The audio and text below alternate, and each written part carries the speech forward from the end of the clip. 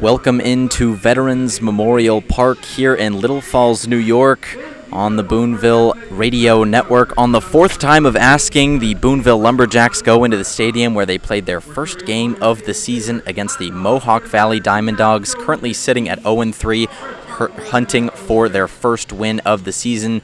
Meanwhile, the Diamond Dogs coming off a 21-11 win against defending champion Saugerty Stallions last night, which was a home run derby. In all reality, hopefully the Lumberjacks can keep the ball in the park this time around. For the Lumberjacks, the order is center fielder Will Hill, shortstop Asher Friedman, designated hitter Ian Farber, first baseman Argenis Lopez, third baseman Tanner Ferguson, left fielder Wyatt Lassiter. Then it's second baseman Zeb Swangham, extra hitter Davon Abaga, center Seth Bischoff, and rounding out the 10-man lineup is Jihad Guy out in right field. On the mound is Nolan Brock, the same opening day starter that faced these Diamond Dogs just over a week ago. On the Mohawk Valley side, it's Eric Diaz, the center fielder, in leadoff. Joe Crenshaw, the designated hitter who played catcher last time out, batting second. Brian Arias, the shortstop. Connor Shalahan, the first baseman. Nolan Kobe, the second baseman. Brody Frecker, the left fielder who went yard last time against the Lumberjacks. Third baseman Jack Henning. Catcher Jaden Santiago, and rounding out the 9-man order for the Diamond Dogs is Kyle Coleman, the right fielder. Tonight they are throwing Nolan Gillis, the current high schooler who just graduated a little over a week ago. Hasn't quite touched down yet at Bryant University, the Division I school where he is committed, but hoping to have a strong start here tonight. Lumberjacks last time out against this team lost 13-8. Ultimately, it was only an 8-run contest, ended early due to rain and wind. That one was not the best game for the Lumberjacks, but it hasn't gotten any better since then, still searching for their first win of the year. Of course, last year started the year off with 2 straight losses, but then rebounded with a home win, still looking for that first one home or away during this season. First pitch should be on the other side of the national anthem. We'll have that for you and more right here on the Boonville Radio Network after this short break.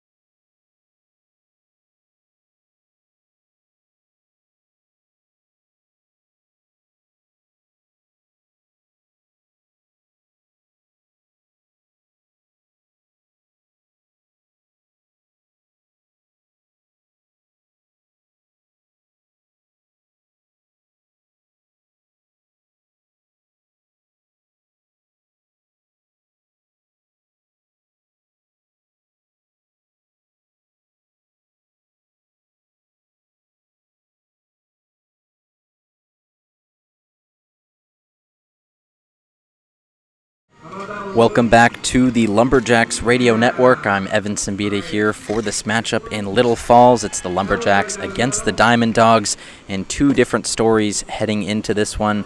Last night, the Diamond Dawgs played in a 21-11 home run derby. 7 home runs hit in this ballpark last night. 6 of them from the Saugerty Stallions, who came into town and ended up losing that game by 10 runs, but to no avail. Still only 1 home run, but 21 runs from the Diamond Dawgs side. On the other side, the Lumberjacks coming off of a heartbreaking 13-3 loss against the Utica Blue Sox. I say heartbreaking because it was a rivalry, but was not really a close game. A 7-run second inning from Utica knocked the Lumberjacks out of the game, and it was not very competitive past that point. Of course, the Lumberjacks still winless at 0-3. Mohawk Valley's been rolling as of late, 3-1 so far. They've played 5 games this season, 2 of them exhibition games against the Albany Athletics that have not counted for PGCBL play, but have helped to keep them fresh. The Lumberjacks on the other side had 2 days off to start the week on Sunday and Monday, and another one yesterday on Wednesday, and have one more tomorrow on Friday. So one team winning a lot of games and keeping up the efficiency on the diamond, one taking it a little bit slower and struggling to start this game.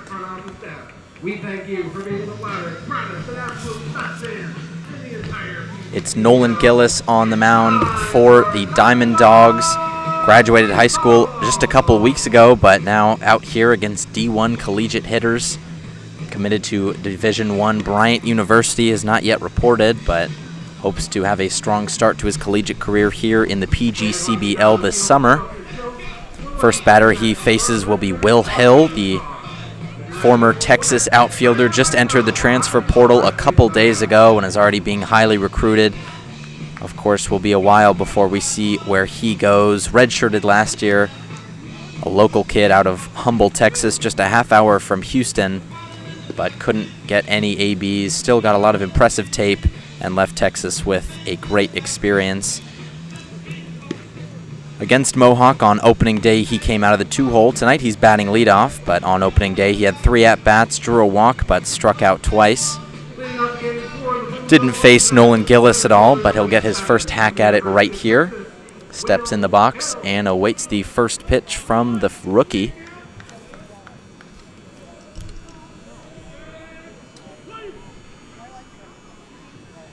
Here comes the pitch. Check swing in there for strike 1, and Gillis gets ahead. Only previous appearance this year for the right-hander was against the Amsterdam Mohawks. 2 innings pitched, 3 hits allowed for 3 runs, only 1 of them earned, and 2 strikeouts.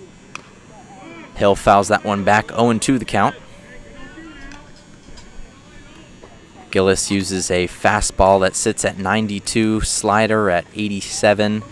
Changeup sits 84 and his slider at 83. Here's the third pitch. Swung on and hit on the ground to the second baseman. Throws over to first for the easy play, and it's 1 out on the board. Colby to Shanahan to start the game. Asher Friedman, the next batter for the Lumberjacks. The shortstop had a day of rest against Utica. His last game was against the Oneonta Outlaws. 3 at-bats, 1 hit, and a walk for him.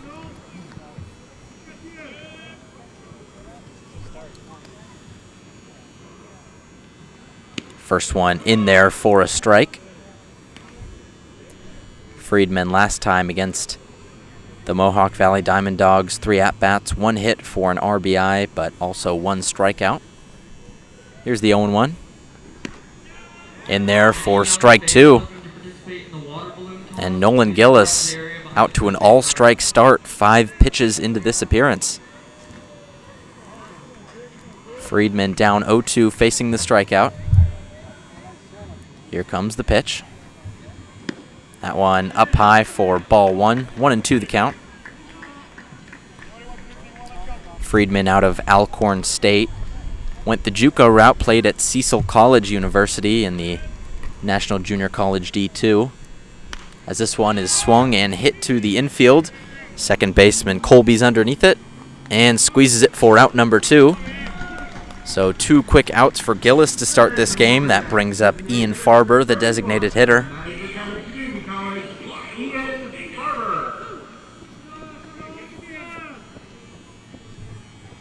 Farber still the only man on this Lumberjacks team to leave the yard so far this year. That was opening day in this ballpark. Here's the first pitch. Down low for ball 1. And the interesting thing about Veterans Memorial Park is it's not a conventional ballpark in terms of outfield dimensions. As here comes the 1-0 in there for strike 1.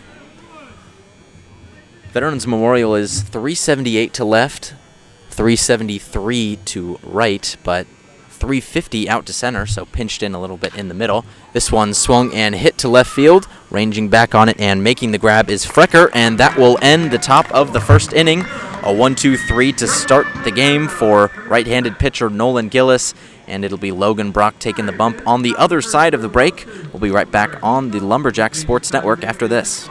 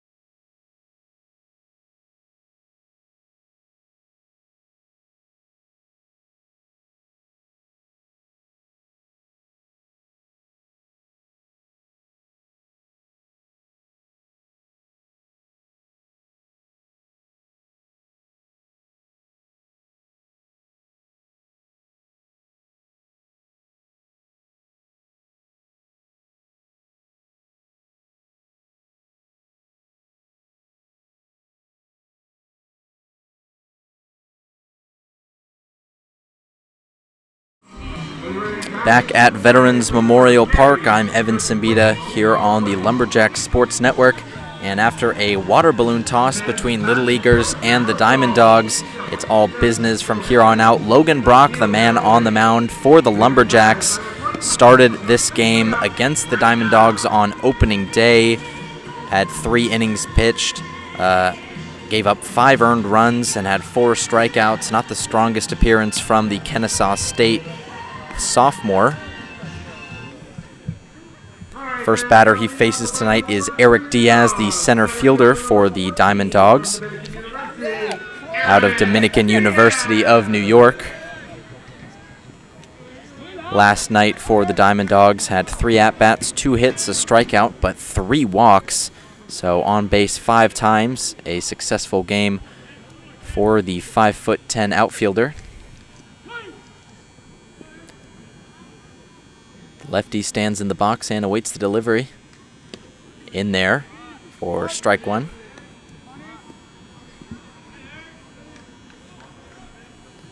Logan Brock on the mound has a 94-mile-an-hour fastball with slider and cutter, both plus off-speed pitches. That one fouled back. His best start with K-State this year was a 2 1/3 innings pitched, 0 earned run performance with 1 strikeout. Had a season-high 3 strikeouts in multiple performances. Here's the 1-1. Inside for ball 2.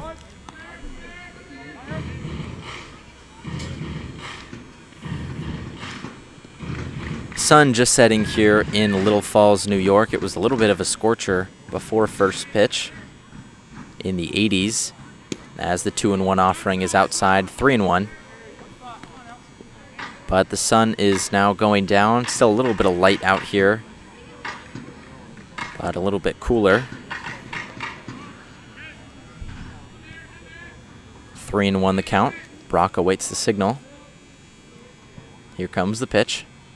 Swung and grounded to the shortstop Friedman. Throw over to first is in time. And, oh, not in time. They say he was off the bag. And an infield hit off the bat for Eric Diaz.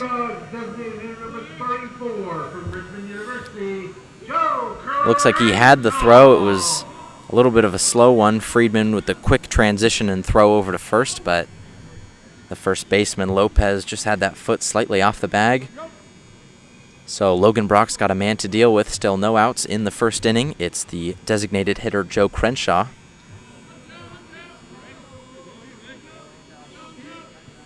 Here's the 0-0 offering. Swung on and fouled out of play.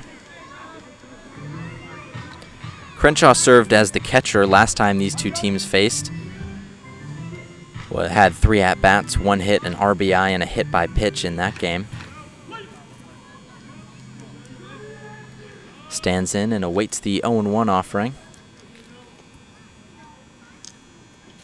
Here it comes. Runner goes from second. Throw over from the catcher Bischoff is in time, and he got him.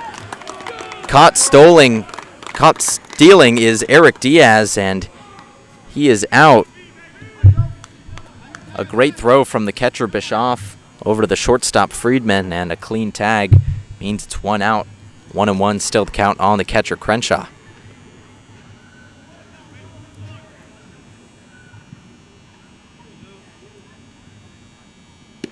That one in there for strike 2. 1-2 the count now.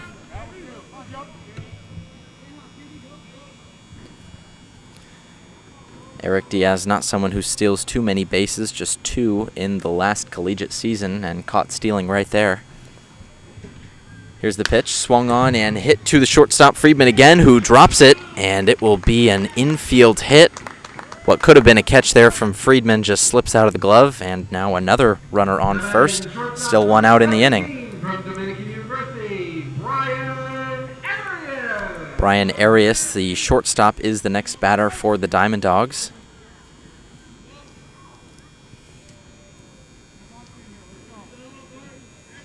Another lefty for Mohawk Valley, their second already in just 3 batters.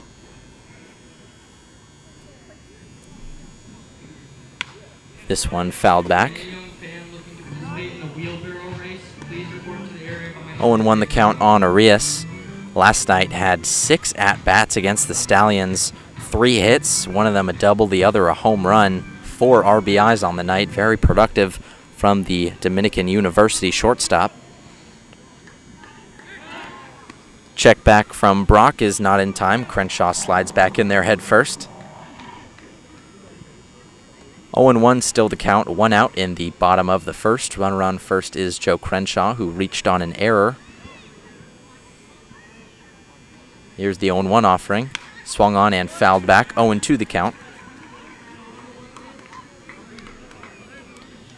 And I talked to head coach Christian Griffin of the Lumberjacks pregame. He said with the depleted bullpen that they're running right now, not a lot of arms over there. He needs at least 5 innings from Logan Brock, especially with another matchup against the Utica Blue Sox coming on Saturday.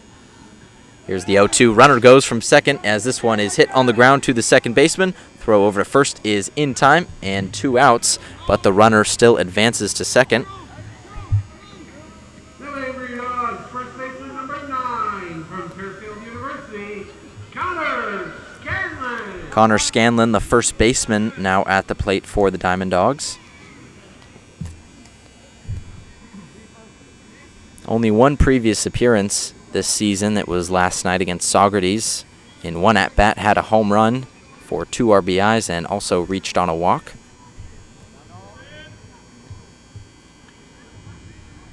Here's the first pitch from Brock, who steps off to check on the runner Crenshaw. No throw. Scanlon's susceptible to the strikeout, 47 in 54 games in the collegiate season for Fairfield University last year. Here's the 0-0. That one in there for strike 1. And that's one thing the Lumberjacks have struggled with, is filling up the zone. We saw last game against the Blue Sox, Colin Glenn, the right-handed pitcher, threw 12 straight balls to start the game, and the game was not really competitive. They had 12 walks during that whole ordeal. Here's the 0-1. That one outside. 1-1 the count. Scanlon, even with the strikeouts in the last collegiate season, batted .249 with 52 hits, 12 of them being doubles, 3 home runs.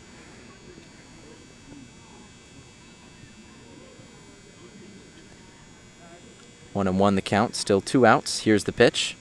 That one down low for ball 2.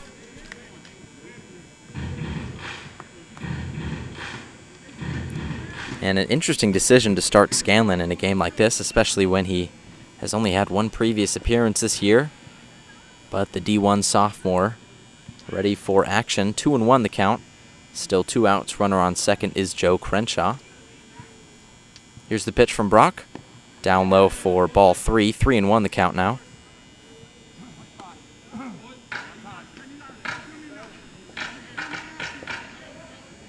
Scanlon out of Holmes, Pennsylvania. A lot of these Diamond Dog players not from the New York area, a lot from Dominican University, but outside of that, a lot of out-of-state players, even some from all the way out in California. As that one is in there, Scanlon thought he had a walk, started walking towards first base, but now a full count with 2 outs. The runner, Joe Crenshaw, going from second on this pitch.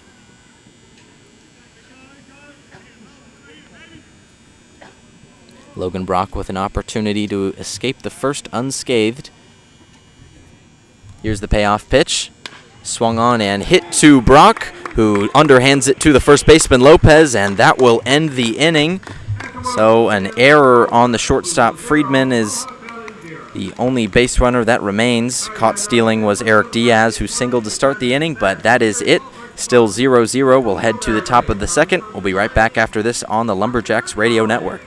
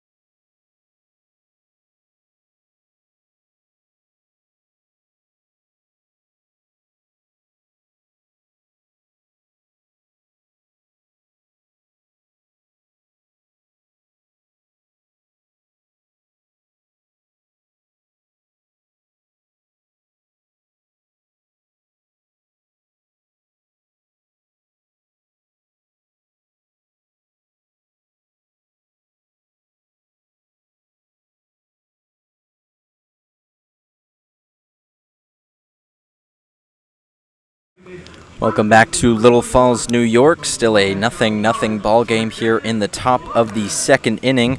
Argenis Lopez, the first baseman, the first batter up in this inning for the Lumberjacks.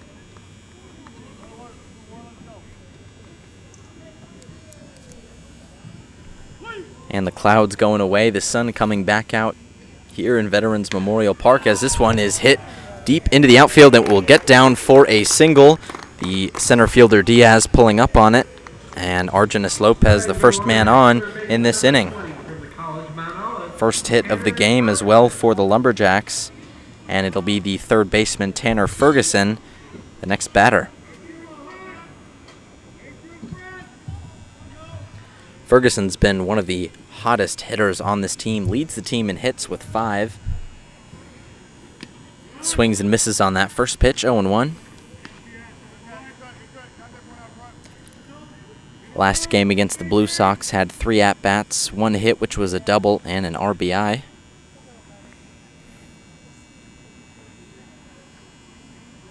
Here's the 0-1.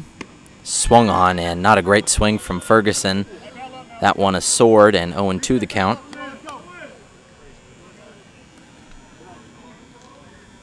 Runner on first, Lopez gets a hearty lead as the pitcher Gillis glances over and delivers. Fouled back behind the plate. 0-2 still the count.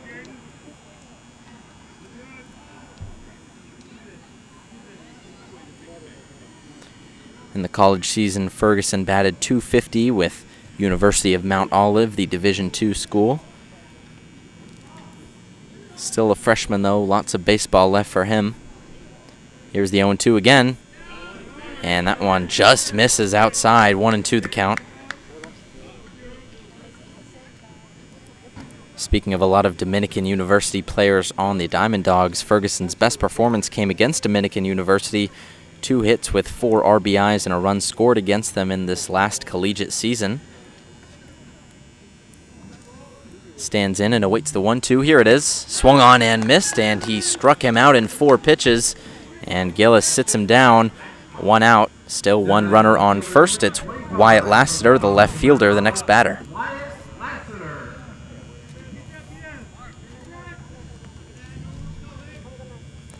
Lassiter, another University of Mount Olive freshman.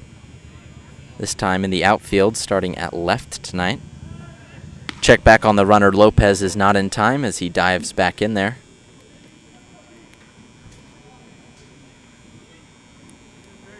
Still 1 out. Lassiter the batter. Last game had 4 at-bats and 2 hits. Was caught stealing as well, as that one up high for ball 1.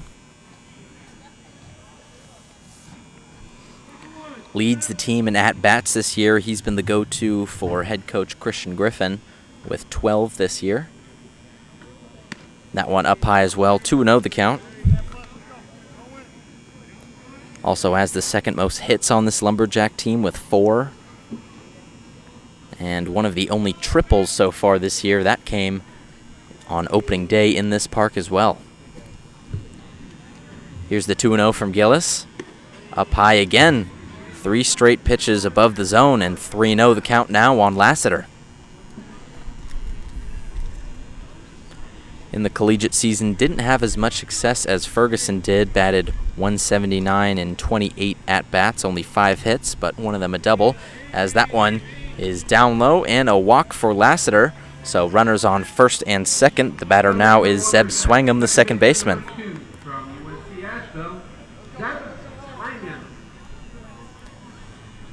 Swangam was originally slotted to bat 8th tonight, but was moved up at the last minute. Him and Devon Abaga, the next hitter, swap places. Swangam just recently reported from the University of North Carolina, Asheville, as he fouls the first pitch behind the plate. The catcher looking for it, but slides and cannot get the catch. Santiago lost it in the sun. Landed back behind the plate, just about 10 feet behind home plate. But Santiago could not locate it. The catcher out of Columbia University, touted as a great defensive prospect with a 100 fielding percentage in the Ivy League this year, but couldn't locate that one.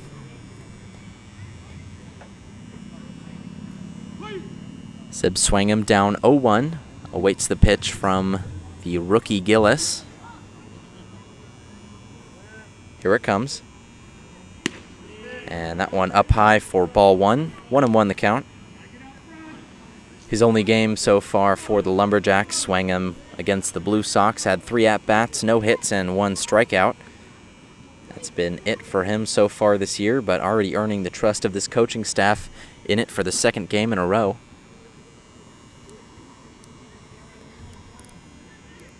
Here's the 1-1 pitch.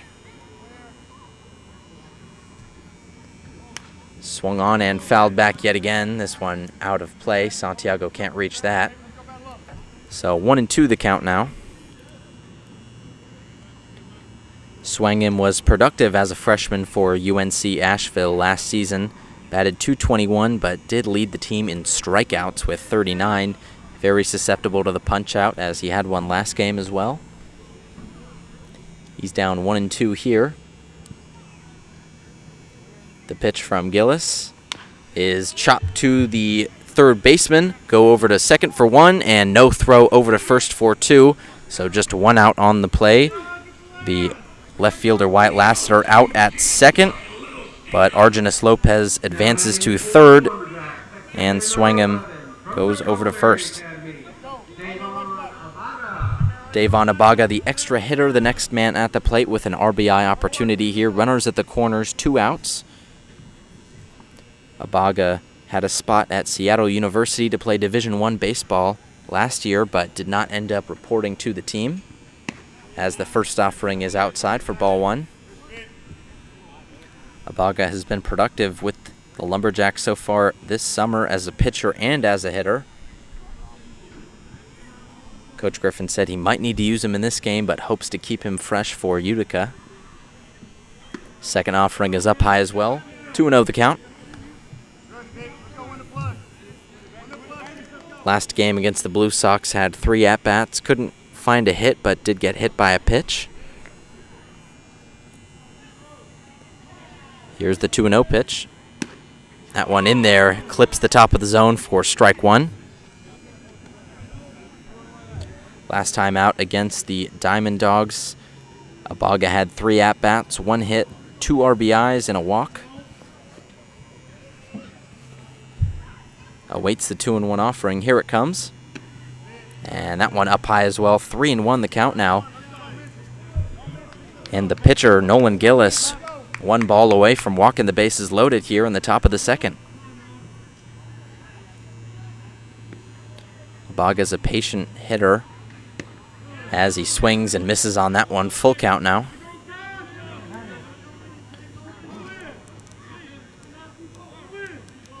Only 1 walk this season came opening day against Mohawk Valley. Searches for any way to get on base. Runners go as this one fouled down the third baseline. Count remains full. They'll do it again. So far this year in 6 at-bats, Abaga has 1 hit. It was a double, also on opening day against the Diamond Dogs here in this park. Payoff pitch, runners go again, and that one right down the middle for strike 3. And Abaga set down looking, ends the inning, and strands a runner on first and third. That's it from the Lumberjacks at the top of the second. They'll be back in the bottom to play defense. We'll have that for you and more right here on the Lumberjacks Sports Network.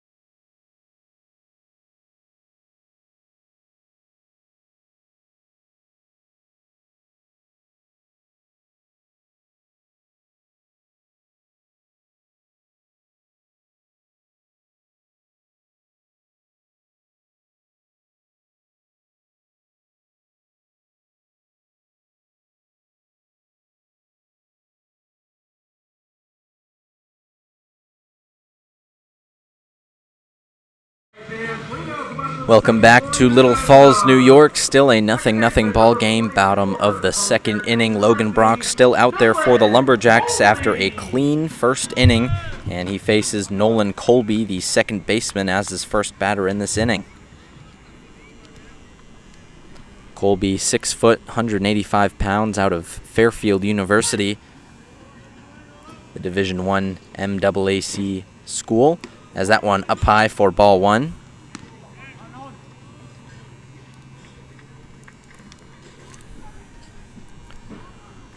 Colby, the sophomore, had 2 at-bats, 1 hit, and 3 walks last night as that offering up high.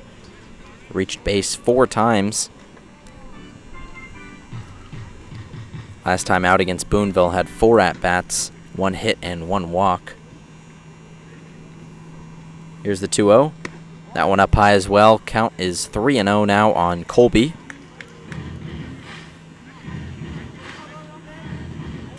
In college at Fairfield University, Colby batted .201 with the Fairfield University, as that one in there for strike 1.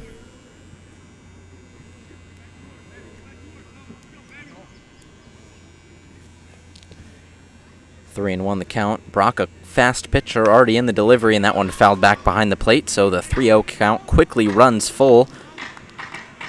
Brock with 2 straight strikes, and he is a quick pitcher. A lot of the guys in this league, because there's no pitch clock, take their sweet time to get the delivery going, but Brock is one of the quicker pitchers out on the mound, as this one is swung on and missed for strike 3, and after starting out 3-0, Brock battles back to get the K, and it's Brody Frecker, the left fielder, the next batter for the Diamond Dogs.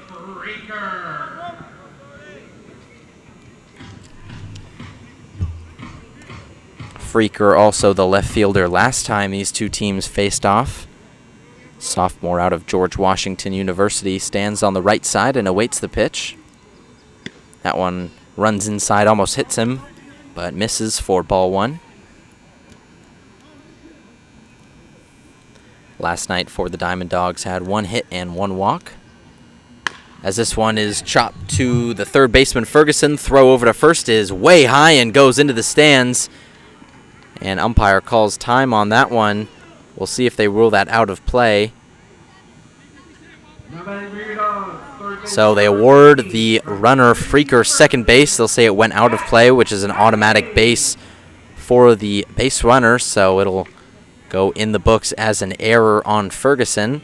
1 out, runner on second. Jack Henning, the third baseman, the next batter.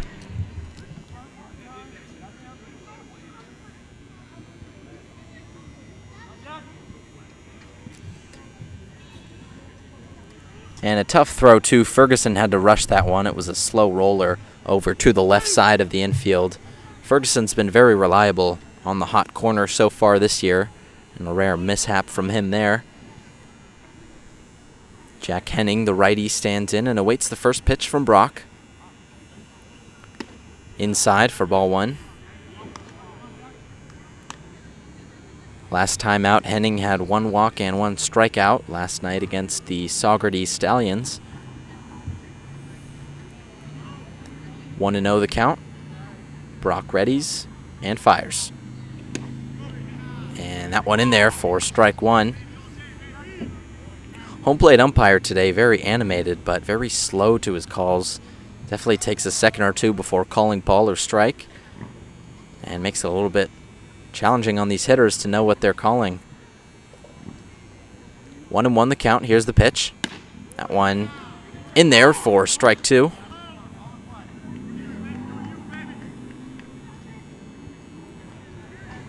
Henning last time out against Boonville had 1 hit, but also 1 strikeout.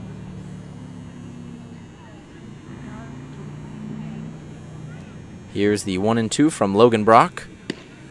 Almost hits him back foot. Has to move out of the way, and now 2-2 the count on Henning. At Trinity University, he's batting .316. Had 6 hit and 19 at-bats. Last year for the D2 school. 2-2 is swung on and missed, and the second batter is set down this inning on strikes. This time it's Henning, both of them swinging, and that sets up Jaden Santiago, the catcher, at the plate. Still a runner on second. It's Brody Freaker, who reached on the error by Ferguson. And Santiago, the catcher, now out of San Diego, California. Brock gets the signal and awaits the throw.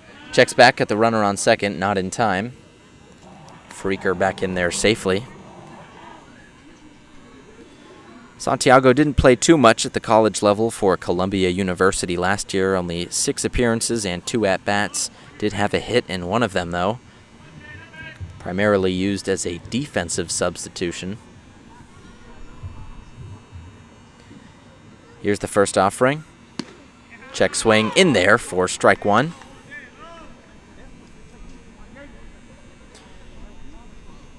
So far at the collegiate level in the PGCBL, hasn't had a hit yet, but 2 walks so far for the catcher. 0-1 the count. Here's the pitch. And that one hits Santiago in the left arm, and he's awarded first base. So runners first and second now Logan Brock being warned by the umpire, who stands in the middle of the field and makes sure everything is okay with both of these teams. But doesn't really look like too much going on. Santiago stays in the game as the catcher wears that one right on the left arm.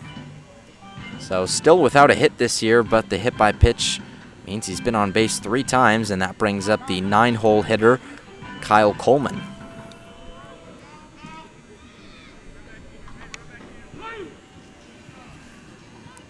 Umpire resumes play, so Brock is ready. Still runner first and second, 2 outs for the right fielder, Coleman. First pitch is in there for strike 1. Coleman out of Belmont University, the Division I school. Freshman got a little bit of playing time at the D1 level during this last collegiate season. Here comes the 0-1 from Brock. Swung on and fouled back, 0-2 the count. Had 17 games played, also primarily used defensively. Started 1 game, had 11 at-bats in total, but only 1 hit to show for it. So far in the PGCBL this year, though, he's been on a tear at the plate as the 0-2 pitch is imminent from Brock. Here it comes. Swung on and hit to right field. It's Guy under it, who makes the catch and ends the inning. So 2 more runners stranded for the Diamond Dogs, but still no runs on the board for either team. A far cry from the shootout that we saw on opening day, but it's the Lumberjacks with another chance to capitalize on the top of the 3rd inning. We'll be right back on the Lumberjacks Radio Network after this.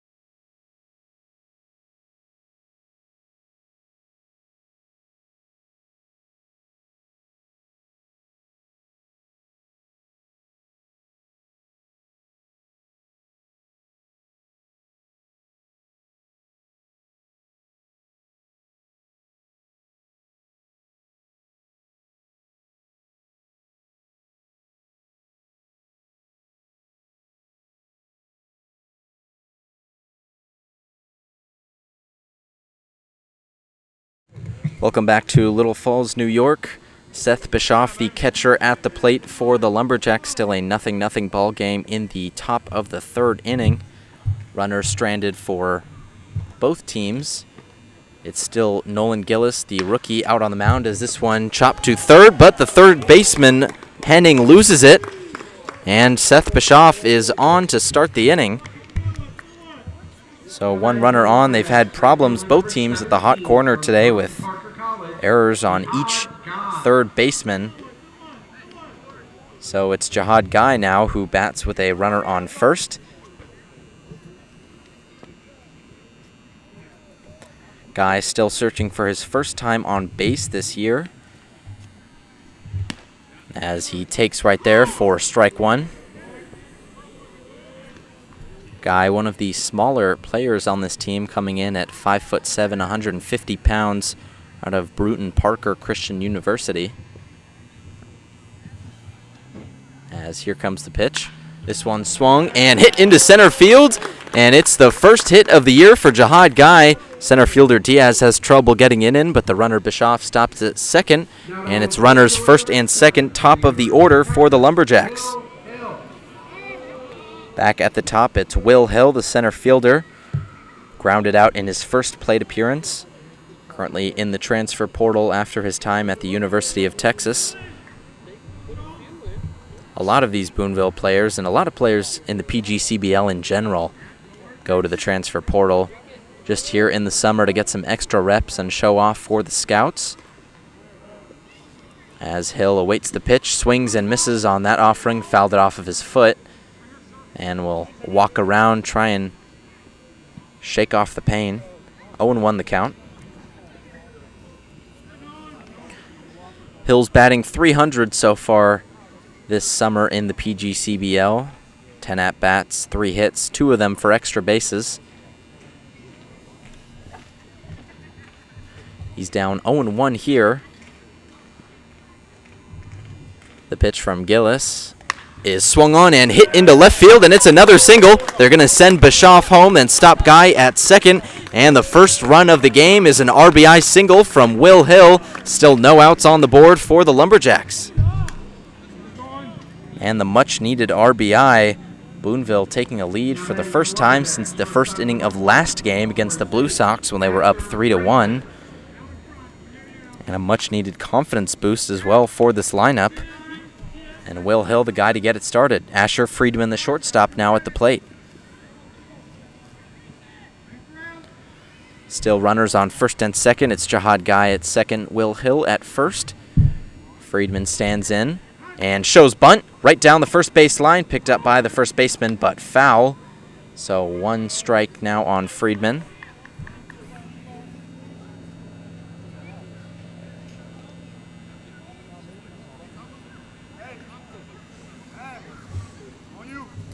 Oh, 0-1 the count. Friedman has an interesting swing, chokes up on the bat quite a lot, has a very short and compact swing, gets to the ball a lot. It's led to a lot of contact so far this year. Currently, he's batting .333 on the Young campaign. Timeout called by the umpire.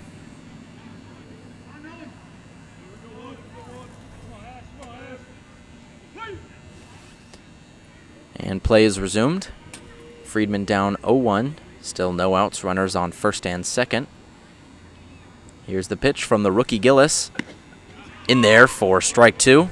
And Friedman quickly down to his last strike. Did not play last game, got the day off against Utica. Last game he played was against Oneonta, where he had a hit and a walk.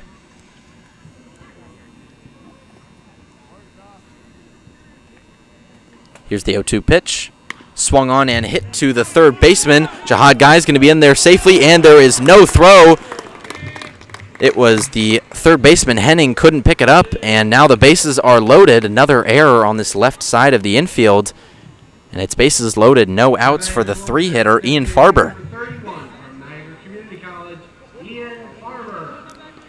So not what you want if you're the Diamond Dogs. Ian Farber, the only man in this Lumberjacks lineup with a home run so far this year, and it was opening day right in this park against the Diamond Dogs to center field, and he bats here with the bases loaded, no outs, golden opportunity for Boonville.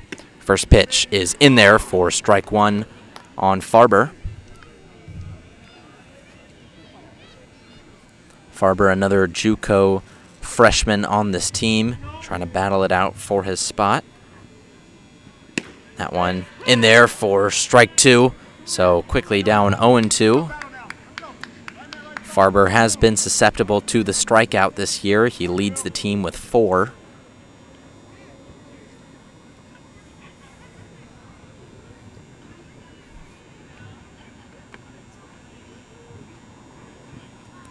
Here comes the pitch from Gillis. And that one up high. 1-2 the count. And despite being susceptible to the K, he's also been able to get on base pretty effectively. His only hit being a home run, but also tied for the team lead in walks. If you add in his hit by pitches, he has the lead. That one up high as well. 2-2 the count. Last time out against the Diamond Dogs, a home run, as I mentioned, for an RBI, but also 1 strikeout. No outs, bases loaded. This one swung on and missed. Farber loses the bat in the backswing and is set down swinging. 1 out for Gillis, and that brings up Argenis Lopez, the newcomer, for the Lumberjacks. 3rd strikeout of the day for Gillis.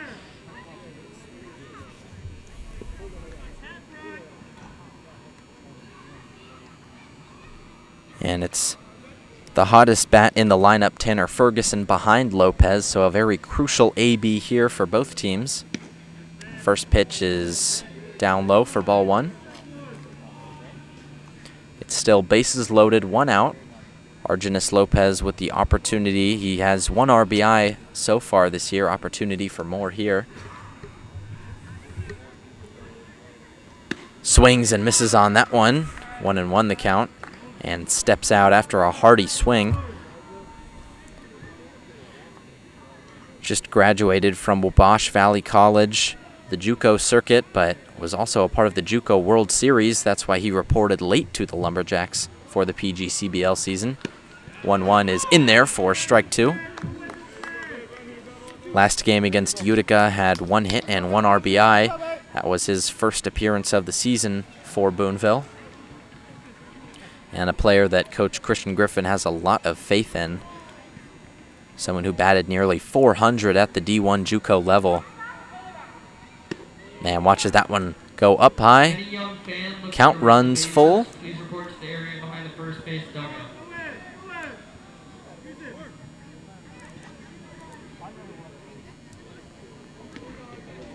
Lopez awaits. Just 1 out in this inning. Here's the pitch. Swung on and fouled back.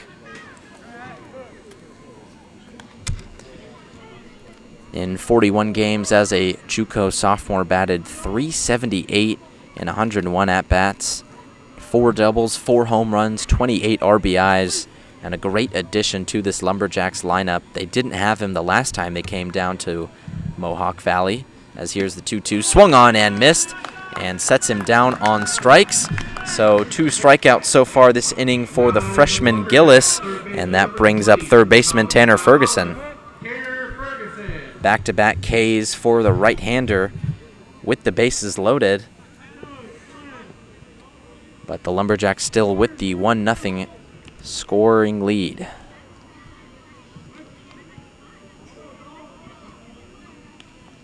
First pitch is down low for ball 1.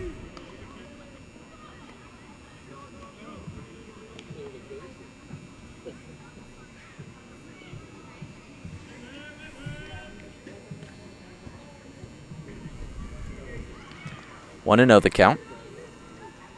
Here's the pitch from Gillis. Swung on and fouled to the backstop. 1-1 the count now.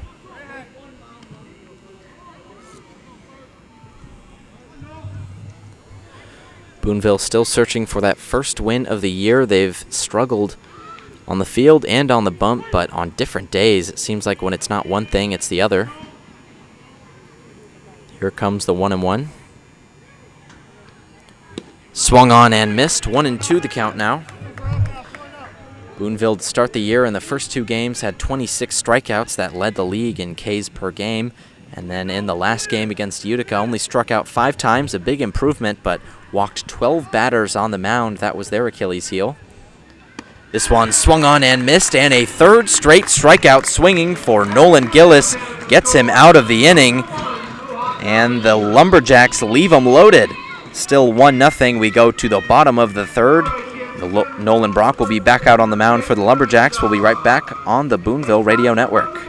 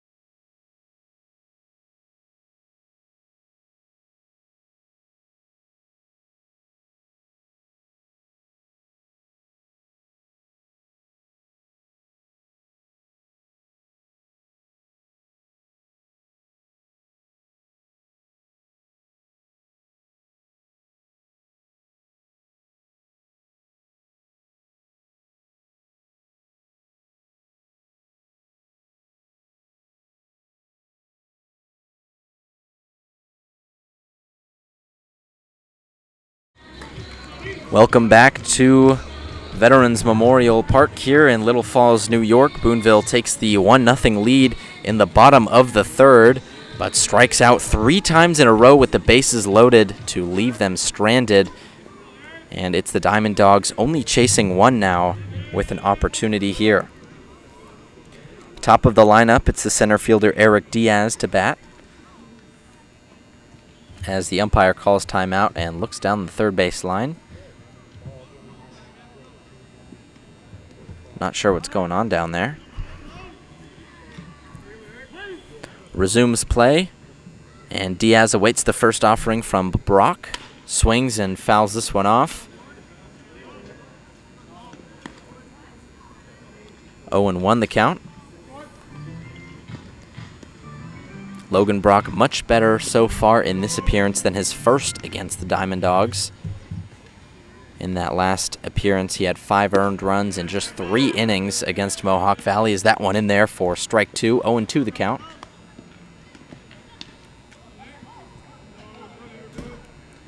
One thing that we haven't seen so far is the dimensions of this park. Very short out to center field, but nothing's left the park yet, as that one swung on and missed in the dirt. And 3 pitches, 3 strikes. The first K of the inning for Logan Brock. Third strikeout of the day for him, and it brings up the designated hitter, Joe Crenshaw. Another Division I backstop. Boonville's faced one in every game so far this year. They're facing 2 in the lineup today, with Santiago behind the dish, also a Division I player, and another catcher, Crenshaw, at the designated hitter spot. Singled in his first plate appearance today, but failed to find home. Here's the delivery from Brock. Swung on and hit to center field. Will Hill ranging back on it, looks up, and it is gone! Joe Crenshaw takes Logan Brock yard to the shortest part of the field out in center, and we finally see the dimensions come to play as Joe Crenshaw hits his 3rd home run in just 2 days and ties this game up at 1.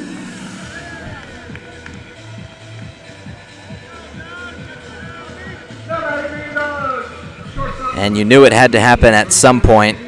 Crenshaw coming off a 2-homer performance last night against Saugerties and keeps the bat hot with another one here today. And he's got 2 hits in 2 plate appearances. Absolutely killing the Lumberjacks.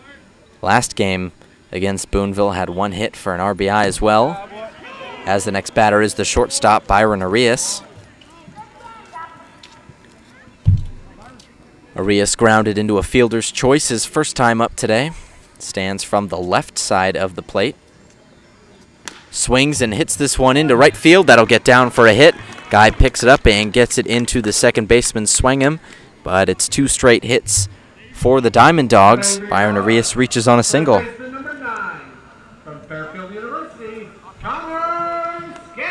Connor Scanlon, the first baseman, the next batter for the Diamond Dogs out of Fairfield University. Grounded out to the pitcher to end the first inning, his opening time up in this game. Only 1 previous at-bat for the Diamond Dogs this year. It was a home run last night.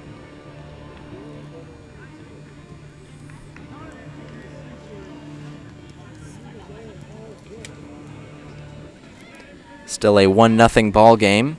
Runner on first is Arias, who just singled 1 out in the bottom of the 3rd inning. Logan Brock surveys at Scanlon and delivers. Check swing. They'll say he did not go. 1-0 the count.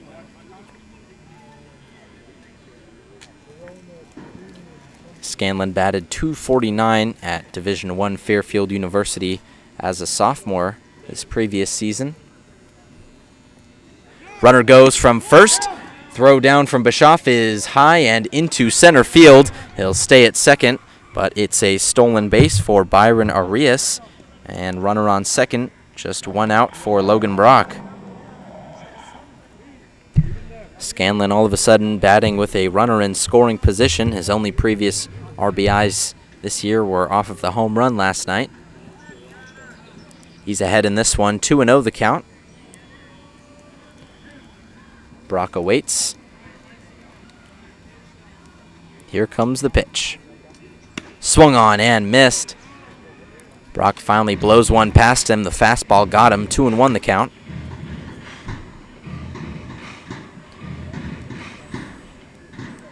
Just about an hour past first pitch here in the bottom of the third inning. 1-1 the score. Here's the 2-1 offering on Scanlon. Swung on and hit to the second baseman, Swangam, and miscommunication in the infield. No one called it. Second baseman and shortstop both came at the same time, but no one picked the ball up. And it's runners at the corners, 1 out for the Diamond Dogs. That brings up Nolan Colby, the second baseman.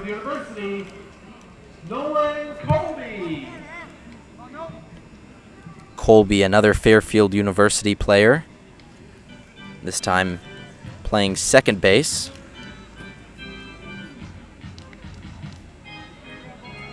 Looks like they scored that one an infield hit for Scanlon, so 2 straight singles against Logan Brock. Here's the first offering on Colby. Down low for ball 1. Colby had a hit and a walk last time out against the Lumberjacks on opening day.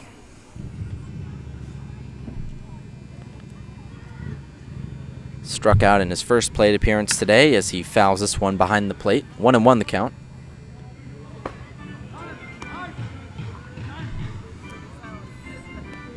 At Fairfield University, got a decent amount of run as a sophomore. 52 appearances, 159 plate appearances. Batted just over 200 in his sophomore campaign. Check back on the runner at first is not in time. Lopez throws back to Brock. 1-1 still the count. 1 out, runners at the corners. 1-1 ball game here in the bottom of the third inning. Here's the pitch. Shows bunt right down the third base line, and it's a perfect one. No throw from Bischoff, and a perfectly squared bunt right down the line means another run scored. It's an RBI infield single for Nolan Colby, and the Diamond Dogs take a 2-0 lead.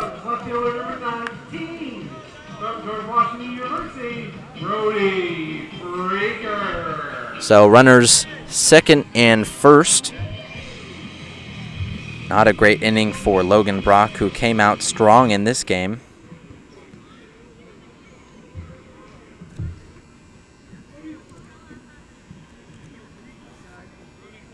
It's Brody Freaker, the left fielder, the next batter. Check swing, he did not go, and that went outside. 0-1 the count. Freaker was very effective against Boonville last time out. 3 hits, including a home run, 2 RBIs as well.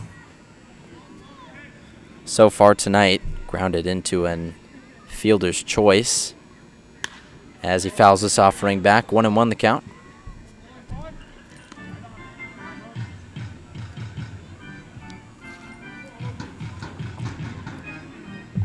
Freaker so far in the PGCBL batting nearly 500 in 14 at-bats. He's got 6 hits, including a homer and 3 RBIs.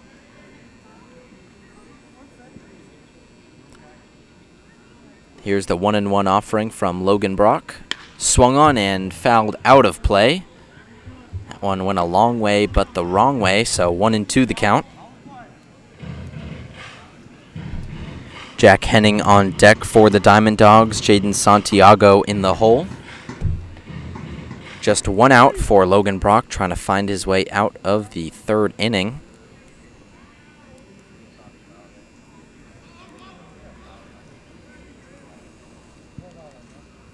Here's the 1-2 offering.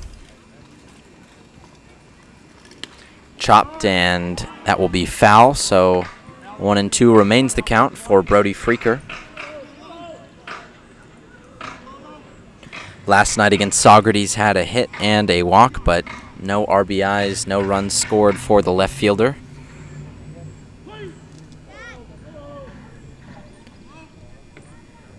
Clearly being trusted on this Diamond Dawgs team with 14 at-bats already in the young season.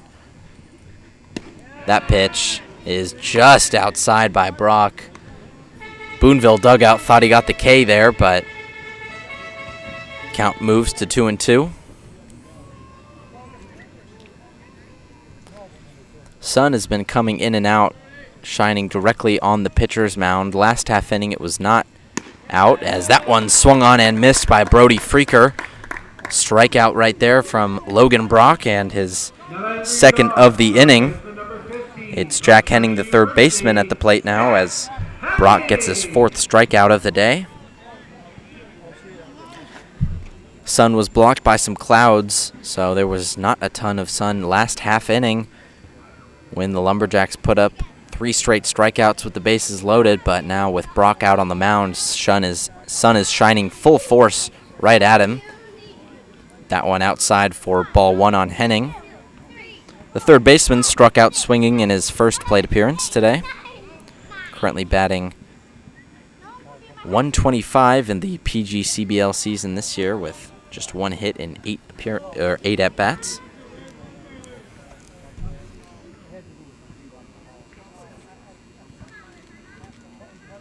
One and 0 the count. This one swung and fouled out of play. 1-1 the count now.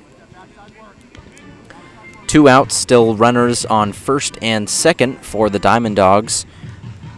Already have scored 2 runs in this inning, hunting for more. And Logan Brock trying to escape this inning. That's all he could do last time out. Had to be hooked after the third inning on opening day against the Diamond Dawgs, but hoping to go further in this game. Checks back on the runner. Here's the 1-1. Swung on and fouled back yet again. Count moves to 1-2. Henning was able to get on base once last night with a walk against the Saugerties Stallions in their 21-11 win, but that was all from him last night.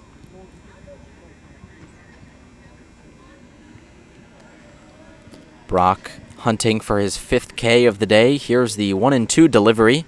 Swung on and fouled back for the 3rd straight pitch. Count remains 1-2.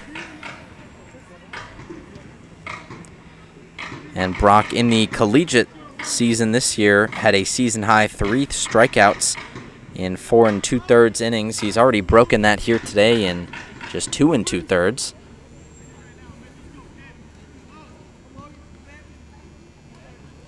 Boonville fielders talked to Logan Brock in support ahead of a big 1-2 pitch for the 2nd straight time. Here it comes. That one in there for called 3rd strike, and that ends the inning. Logan Brock is animated walking off the field, and they strand runners on 1st and 2nd, and Brock gets hyped up by his teammates as he goes into the dugout. It's the Lumberjacks on the other side of the break. It's Wyatt Lassiter, Davon Abaga, and Zeb Swangham at the plate. We'll have that and more for you right here on the Lumberjacks Radio Network.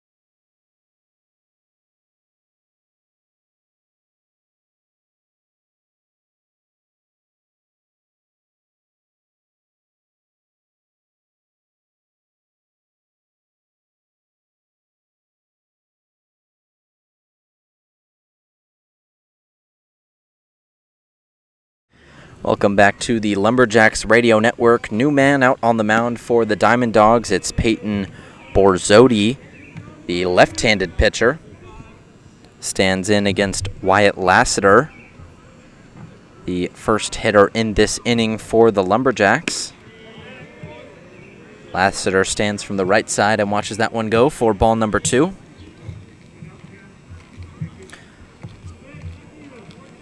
Peyton Borzotti out of Maryland as that one down low for ball 3. 3-0 the count.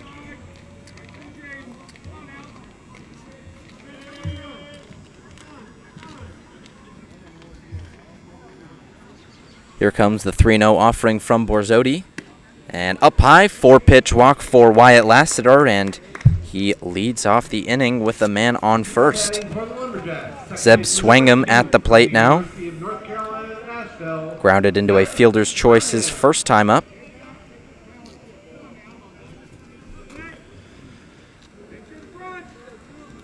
Borzotti out of Monmouth University. As that one is down low for a ball, and there will be a meeting at the mound. The catcher, Santiago, wants to talk things over after 5 straight balls from Borzotti.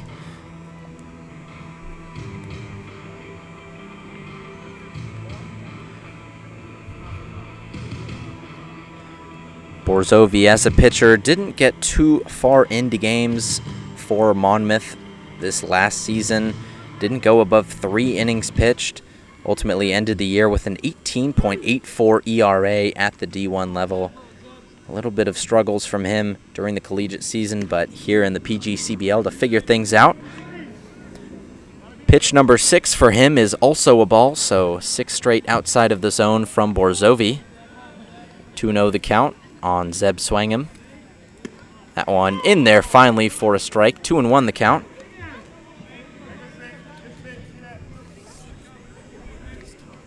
Swangham out of the University of North Carolina, Asheville, the Division I freshman. Hasn't had a hit yet so far this year, as that one up high.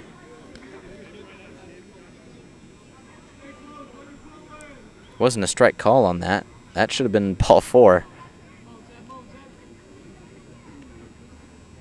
But they'll do it again. This time he hits this one deep into center field. Ranging back on it is Diaz, looking up, and it is out of here! Zeb Swangham, his first hit of the year, is a long one, and it's a 2-run homer to retake the lead for the Lumberjacks. 3-2 the score, and Zeb Swangham gets it going and makes him pay for the 6 straight balls to begin the inning. Lumberjacks on top, 3-2. Only the second home run so far this year for Boonville, but a big one. And retakes that lead. That means Davon Abaga at the plate.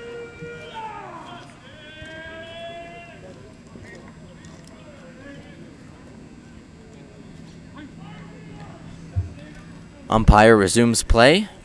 Here's the pitch. Swung on and missed from Abaga, way out in front of that one.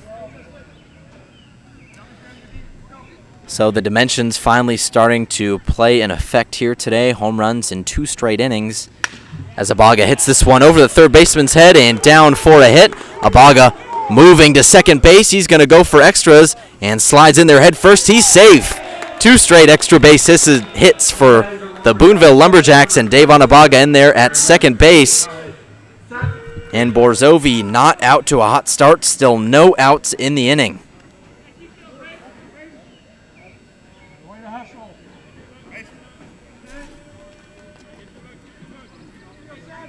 So now still no outs. It's the catcher, Seth Bischoff, batting with a runner on second. First one in there for strike 1.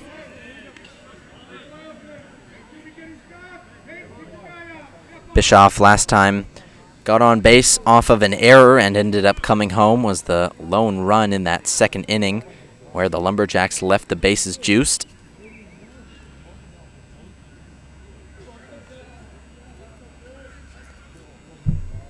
Here comes the 0-1 on Bischoff. Swung on and hit to left. Another one looking up, and it is gone! 3 home runs in this game, 2 of them by the Lumberjacks. And all of a sudden, they're taking over here in Little Falls. A 4-run third inning so far. Still no outs. And it is 5-2 Boonville. Exactly what this team needed. They've had more home runs in this inning than they have all year. And all of a sudden, 5-2 the lead. Boonville with all the momentum in this one.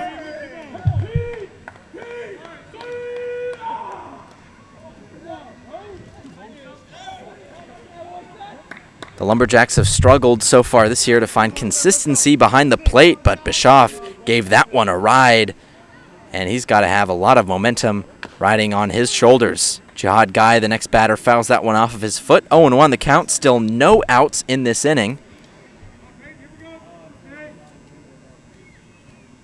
3 straight extra base hits for the Lumberjacks, 2 of them home runs. As Guy hits this one down the first base line, foul. 0-2 the count. Had extra bases written all over it if it was fair. So far to start this game for Borzovi, 3 hits allowed, 1 walk allowed. And that is it, as that one down low for ball 1. 1-2 the count. Guy singled in his first plate appearance today and was left stranded at third. As that one up high as well, count moves to 2-2. Used primarily at Bruton Parker Christian University as a pinch runner or defensive substitution, very speedy out on the base paths. As he swings and lines this one into the outfield, and it's going to hit the gap. Jihad Guy rounds second, but stops at first, and a 4th straight hit for the Lumberjacks. Guy's got his 2nd single of the day.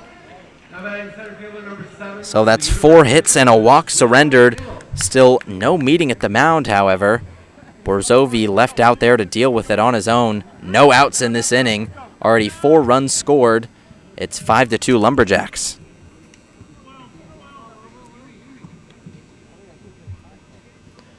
Next batter is the leadoff man, Will Hill. Swings and misses on the first offering. 0-1 the count.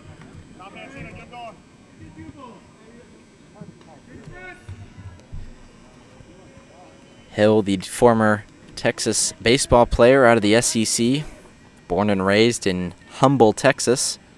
Swings and fouls this one just out of play.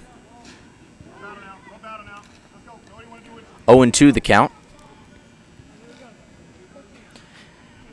And just when it looked a little bit down for the Lumberjacks, surrendered 2 runs in the last half inning, they've come out here and absolutely demolished Peyton Borzovi.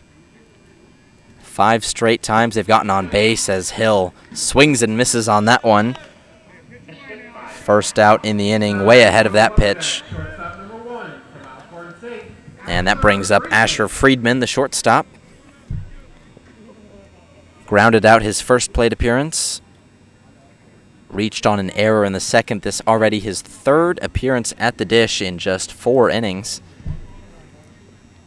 Swings and misses on the first offering, 0-1.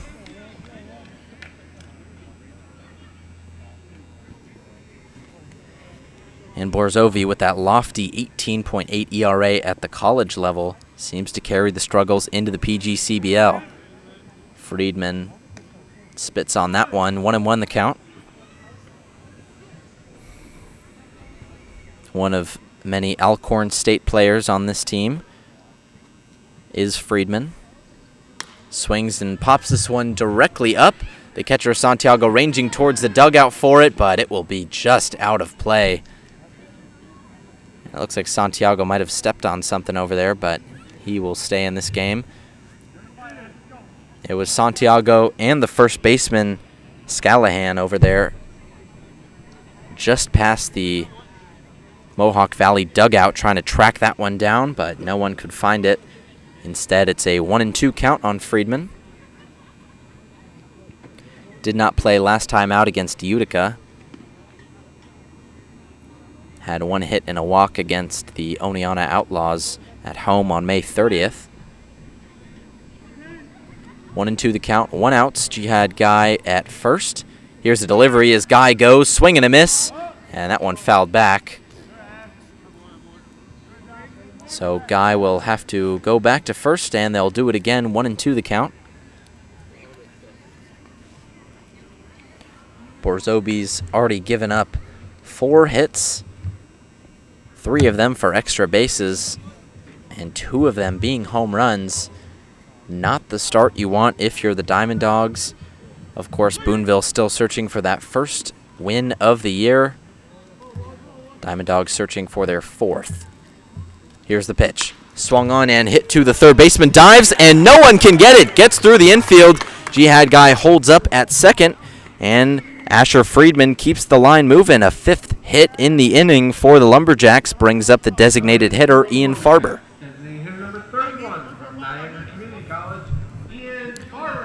And Jihad Guy out there with speed on the base paths, definitely something to look out for. He is on second, Friedman at first. Ian Farber came into this game as the only man to take a ball deep for the Lumberjacks this season. He now has 2 teammates to join him in that category.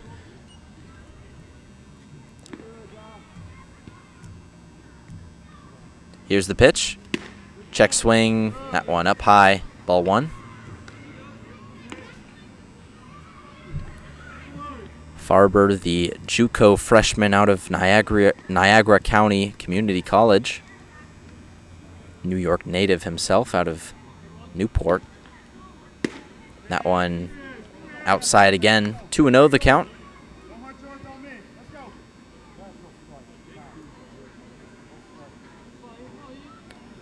Farber, the lefty, facing off against Borzovi, the lefty, as he takes this one into right field. Under it is the right fielder who makes the catch. Coleman tripped as he made that one. It looked like it might have slipped loose, but they'll call it an out. 2 outs now, runners still on first and second, and that brings up the first baseman, Argenis Lopez.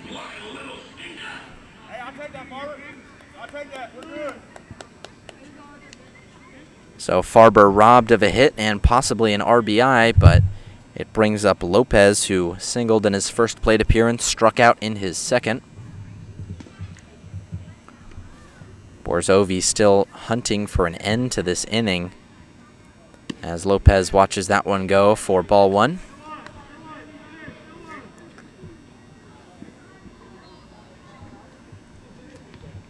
And this lineup for the Lumberjacks has taken a little bit of figuring out to get right.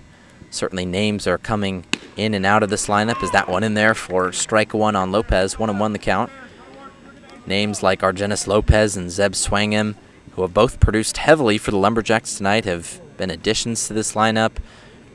And Seth Young, the catcher, was hit in the hand in the opening day game against the Diamond Dogs. Is that one in there for strike 2? 1-2 the count. And he has not played since. There was a little bit of swelling on the hand after that opening day game, and we have not seen him feature for the Lumberjacks since. Here's the 1-2. Swung on and fouled towards the Lumberjack dugout. Count stays at 1-2.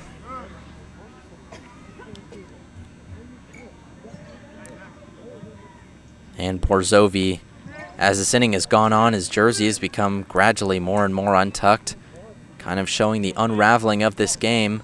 Boonville with the 3-run lead. 2-1 is hit high up into the air towards the pitcher's mound.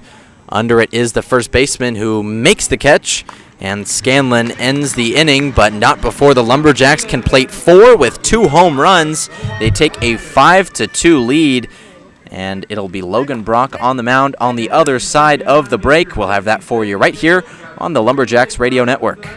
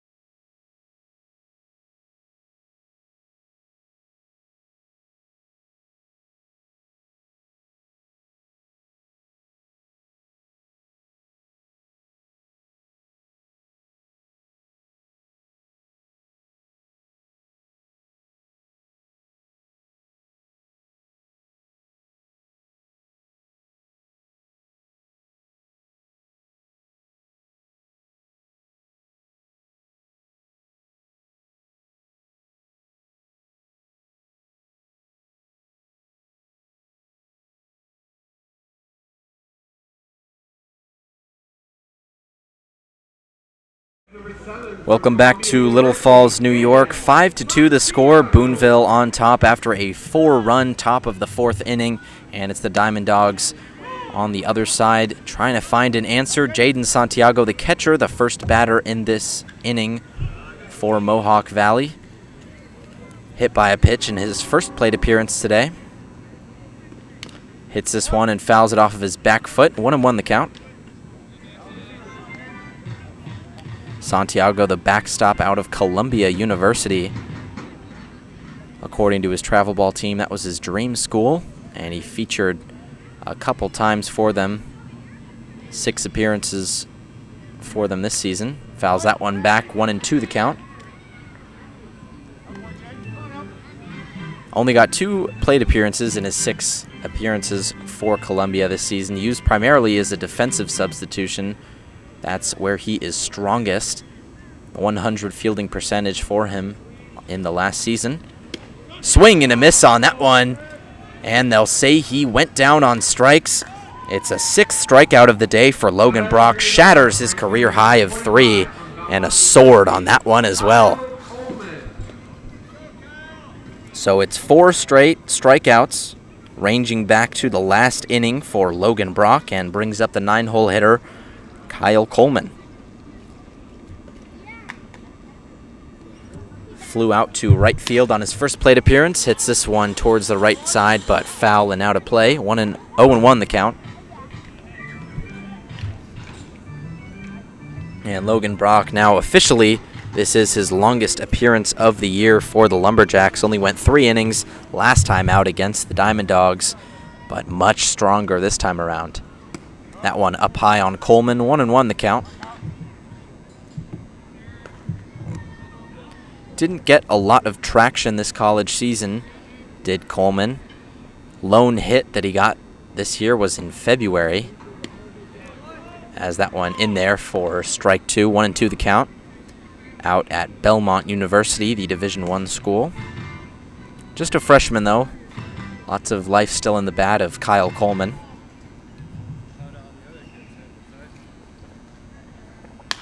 Swings on the 1-2 offering, hits it right to the shortstop Friedman, and is put down on 4 pitches. 2 outs already for Logan Brock. That brings up Eric Diaz, the leadoff man and center fielder.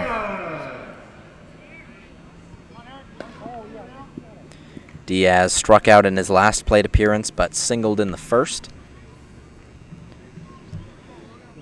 Out of Dominican University, not the only Dominican University player on this team. Checks on that one, but it's down low. 1-0 the count.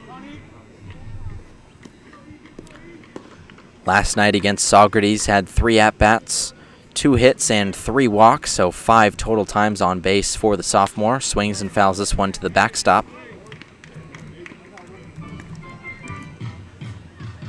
1-1 the count. Diaz so far in the PGCBL this summer batting .438 with a .565 on-base percentage. The 1-1 offering inside for strike number 2. Overall this summer, he's got 7 hits, 3 of them for extra bases, and 6 RBIs along with 6 walks. An on-base machine. 1-2 is swung on and missed, and puts him down. Logan Brock screams towards the dugout as he's got a career-high 7 strikeouts on the day. Logan Brock absolutely on fire, and the Lumberjacks with all of the momentum in this one. They'll be at the plate at the top of the 5th inning. We'll have that for you on the other side of the break on the Lumberjacks Radio Network.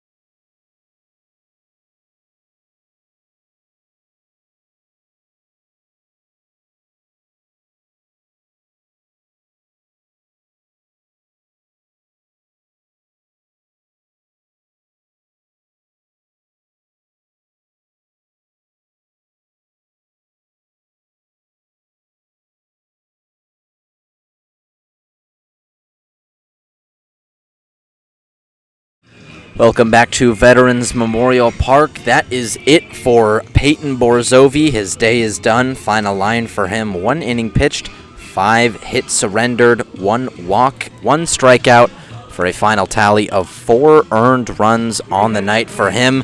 Next man in the game is Cal McBurney, the right-handed pitcher out of Brown University, another Ivy League pitcher for this Diamond Dogs team. Takes another high ERA into this appearance so far. Last collegiate season had an 11.5 ERA as a freshman. Never pitched over 1 1/3 innings in any of his appearances. And his last 4 apps, he couldn't get out scoreless. Had at least 1 run surrendered in every one of them. Tanner Ferguson, the leadoff hitter in this inning for the Lumberjacks. He's been the hot bat so far for them this year. Leads the team with 5 hits and hoping to get something going after a 4-run top of the 4th last inning.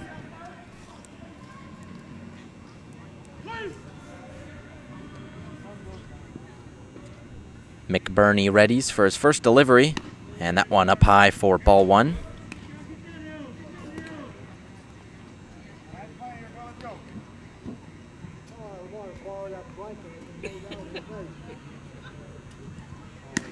And the 0-1, or 1-0 outside as well. 2-0 the count now. Cal McBurney, like both members of the Lumberjacks coaching staff from Atlanta, Georgia. Ferguson swings this one to the second baseman, Colby. Throw over to first is in time, and he puts him down. For the 3rd time in a row today, Ferguson cannot find a hit.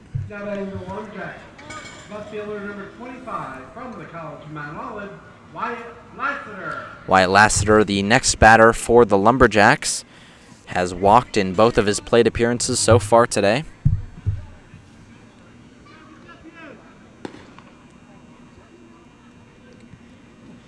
Here's the first offering. That one in there for strike 1.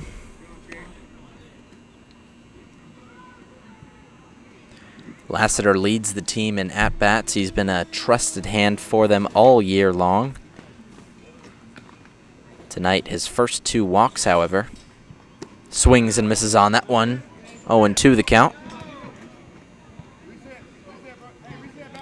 Lassiter batting .333. He's got 4 hits. That's second on the team, right behind Tanner Ferguson. Here's the 0-2. Swung and hit to the second baseman. Colby picks it up and throws over to first in time. And 2 straight putouts for the second baseman, Colby. And 2 outs in this inning brings up Argenis Lopez. Second baseman number 2 from UNC Asheville, Zeb Swangam. It's Seb Swangam, the second baseman. Had a 2-run homer in his last plate appearance. This is only his 2nd game this summer for the Lumberjacks. Came up late from the University of North Carolina, Asheville. Has the first pitch in there for strike 1.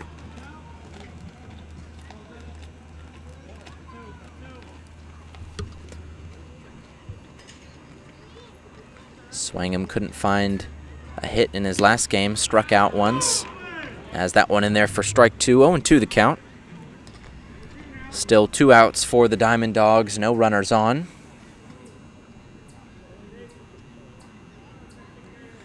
Davon Abaga on deck. Seth Bischoff, the other man who has a homer in this game, in the hole, as this one fouled back and out of play.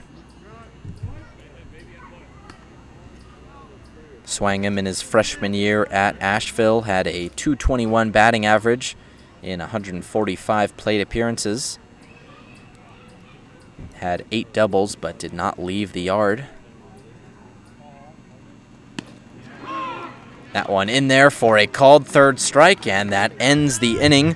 A 1-2-3 for new pitcher Cal McBurney, and nothing in that inning for the Lumberjacks. They still lead this game 5-2, however. It'll be the Diamond Dogs at the plate on the other side of the break. We'll be right back on the Lumberjack Sports Network.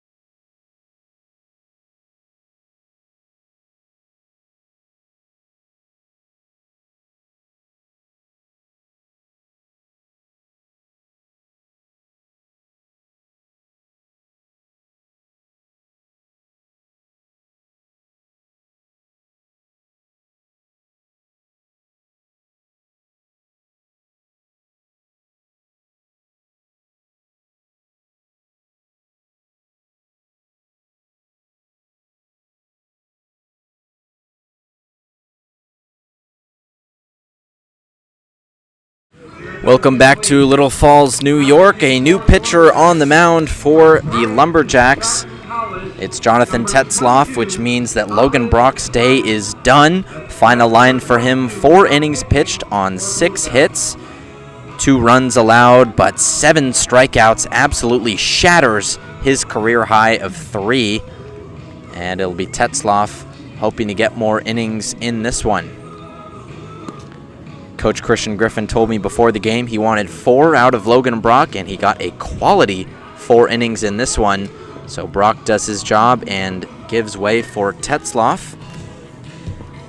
Tetzloff, his only appearance was against Oneonta. He started that game, ended it with 5 innings pitched, 3 hits, 4 walks, and 5 earned runs. Ultimately, it was a blow-up 3rd inning that shot him in the foot. He walked in a run and then proceeded to allow a grand slam, but outside of that was scoreless in that ball game. And now batting for your Dawgs, designated hitter number 34 from the University of Richmond, Joe Crenshaw.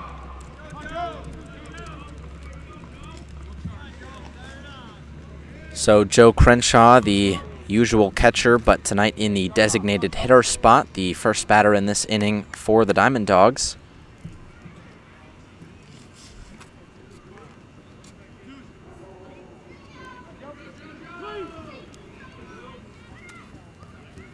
First pitch on Crenshaw from Tetzloff is swung on and hit into left field.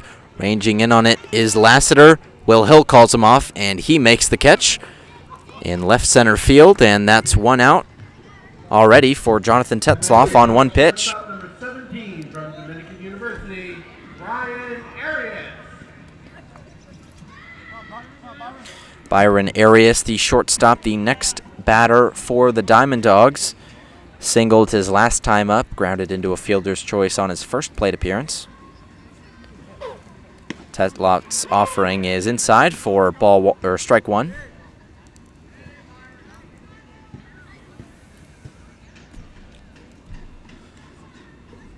Arias out of Dominican University watches that one go in the dirt for ball 1.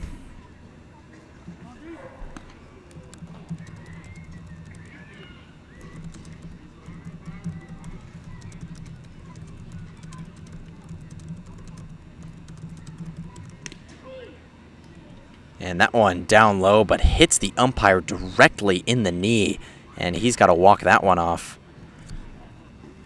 A rough one right there, and he's going to take a lap around the field. That one caught him directly on the kneecap. And head coach Christian Griffin out there to check on him.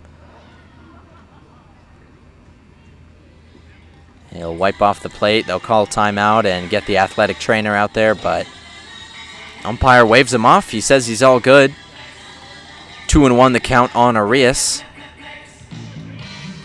1 out, still no runners on for the Diamond Dogs. The lefty shortstop stands in and awaits the 2-1 offering from Tetzloff.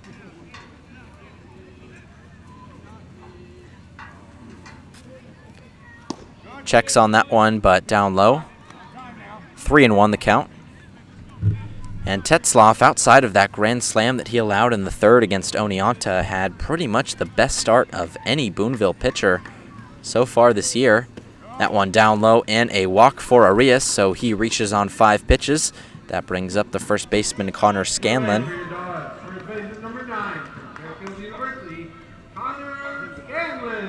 First walk of the day allowed for the Lumberjacks. Brock kept it clean out there, but Tetzloff lets one get on. Still 1 out, runner on first. Tetzloff, a fresh arm. He's a starter, so he could definitely take you far in this ball game. But Christian Griffin, with the amount of arms that he has, he said he wants to keep all of his pitchers as fresh as he can. So I'm not trying to throw anyone for too long. First offering is down low for ball 1. There's already movement in the Boonville bullpen. It's Michael Clarkson, who usually is behind the dish as a catcher, but this time warming up to throw. This one chopped to the shortstop, Ferguson. Oh, but the third baseman tries to pick it up and can't handle it. And the second error on the day for Tanner Ferguson over at the hot corner. It has not been his night so far in the field. and usually a very strong presence out there at third, but just the second one tonight that he has not been able to control.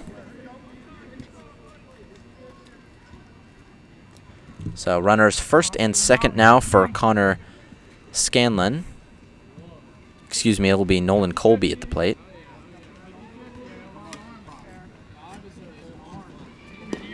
That one down low for ball one.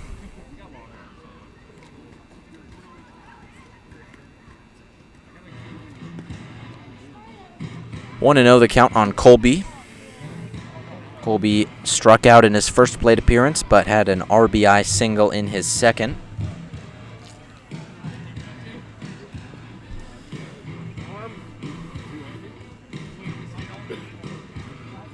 And a timeout called on the field. Colby steps out and collects his thoughts and steps back in on the left side. The sophomore out of Fairfield University awaits the pitch from Jonathan Tetzloff.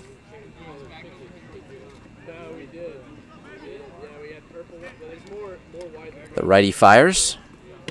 Checks on that one, but in there either way. Strike one and a 1-1 count.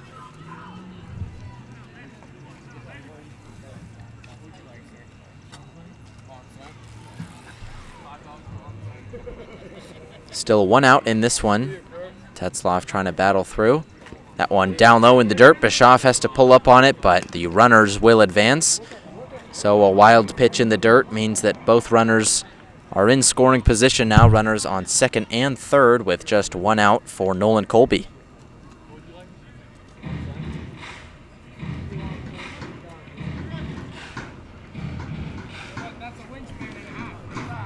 Colby last time out against Boonville on opening day had a hit and a walk.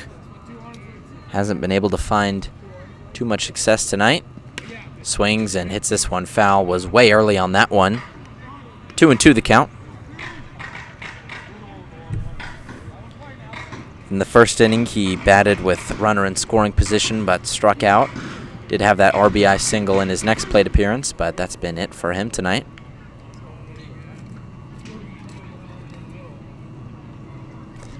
2-2 the count. Tetzloff readies and fires the pitch. That one just a bit inside.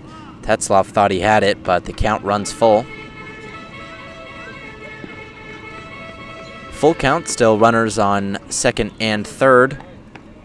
One out in this inning.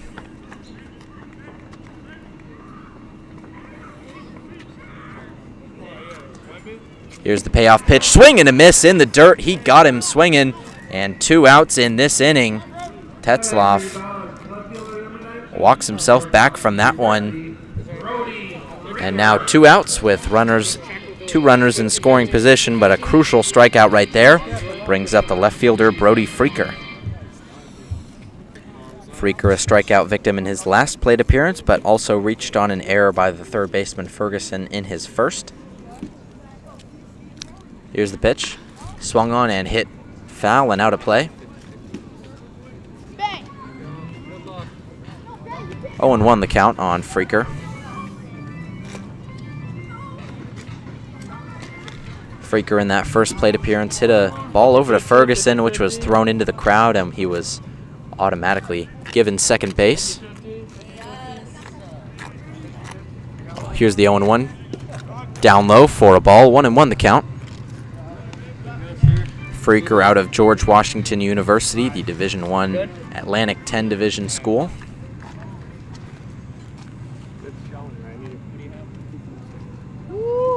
Tetzloff waits to throw the 1-1 pitch.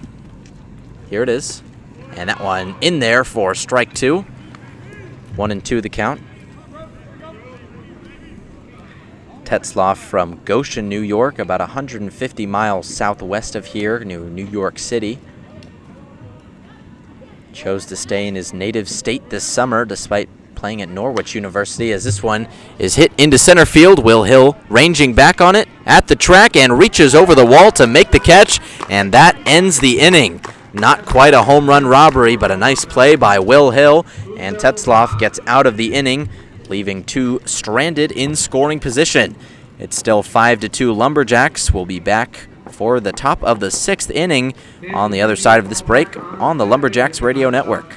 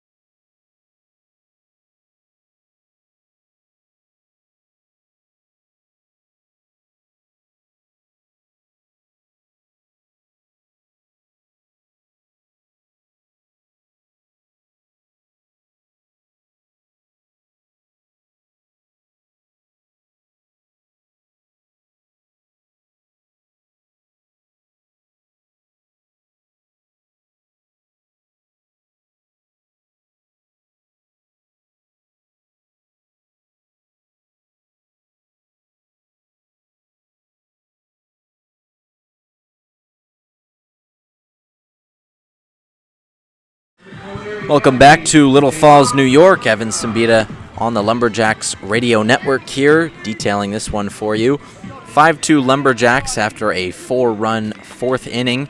They're here in the top of the 6th, and it's extra hitter Davon Abaga, the first man to bat for the Lumberjacks.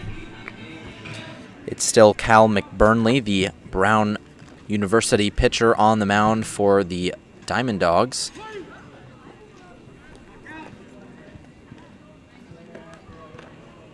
First pitch is in there for strike one. There was some discussion in between innings with the umpire, who was hit on the knee with a baseball during the last half inning, but ultimately he elected to stay in this game, sticking behind the dish. 0-1 is also in there for strike two. Dropped the sinker in there. Abaga, one of the many players on this team that hits and pitches. Coach Griffin said he hopes to not use him tonight in that pitching role, as that one up high. 1-2 the count. So far in this one, the Diamond Dogs have used 3 pitchers, none of which they used last time out on opening day. As that one in there for a called third strike, and Davon Abaga set down looking for the second time today. That brings up Seth Bischoff, the catcher.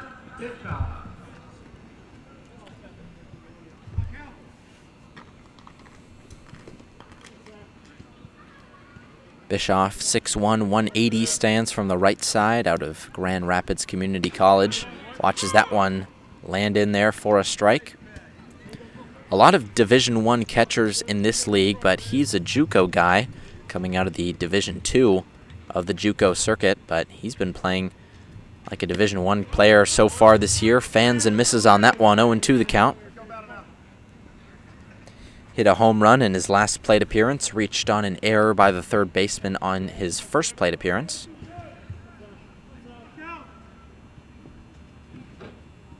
He's down 0-2 in this one. Here's the pitch from McBurnley, and he swings and misses on that one. Set down swinging on 3 pitches, and it's 2 quick outs, 2 strikeouts for McBurney. That brings up right fielder Jihad Guy. Singled in both of his plate appearances so far today. And McBurney, not exactly the biggest strikeout pitcher, as that one lands in there for strike one. So far in his entire career at Brown University, he only had 2 strikeouts. He's already got more than that tonight alone with 3. Here's the 0-1. Santiago holds that one over the plate, hoping for a strike call, but outside, 1-1 the count. Still 2 outs, no runners on in the top of the 6th. Boonville up 5-2. Guy checks on that one, but down low, 2-1 the count.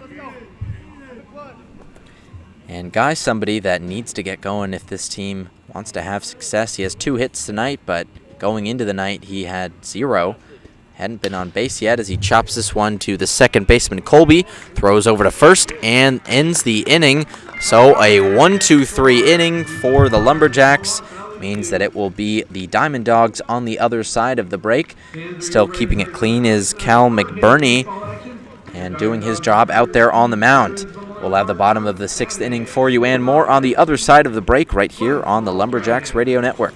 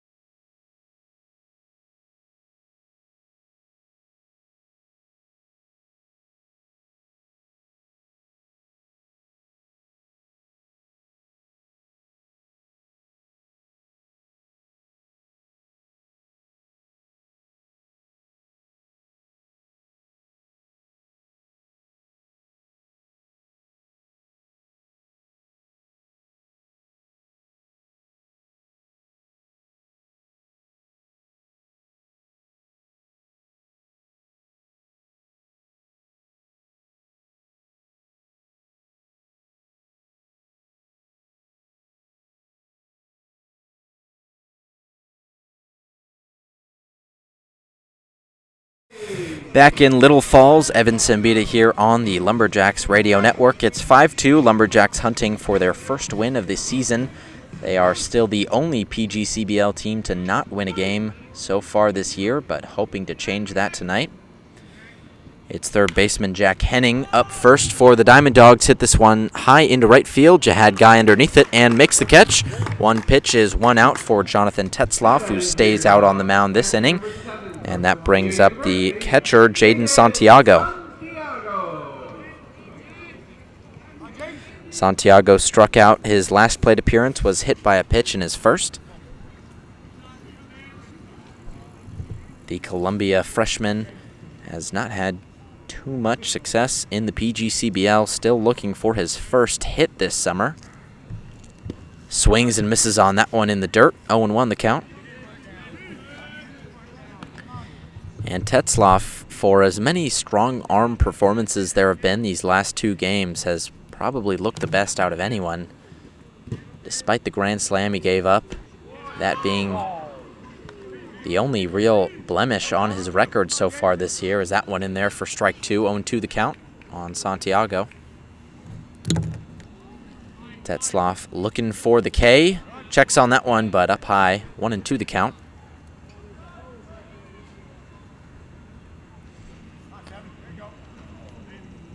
Tetzloff, the Norwich University product, is not the biggest strikeout man, only 21 in 11 appearances, as he gets another one there, sets him down swinging, and 2 outs quickly in this inning. He's already got 2 strikeouts in this game here, and that brings up Coleman, the right fielder. Flew out to left field on his first plate appearance and popped out to the infield on his second. Shows bunt and gets this one down. The pitcher, Bischoff, picks this one up, but in foul territory.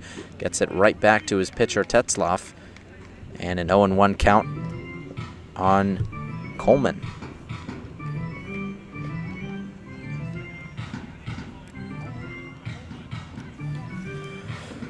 Coleman's been very productive on the other side of things so far for the Diamond Dogs, batting .500 with 4 hits, one of them a home run, one of them a double so far this year. 5 RBIs for him.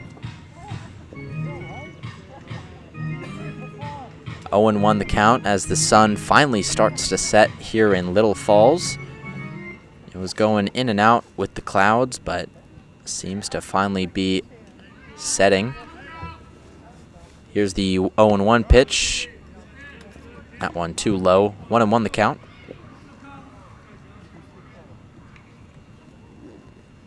The Diamond Dogs 2017 and 2015 champs, as this one hit into the infield. Underneath it and squeezing it is Swangam, and that ends the inning. A 1-2-3 for Jonathan Tetzloff, and the Lumberjacks keep this one moving.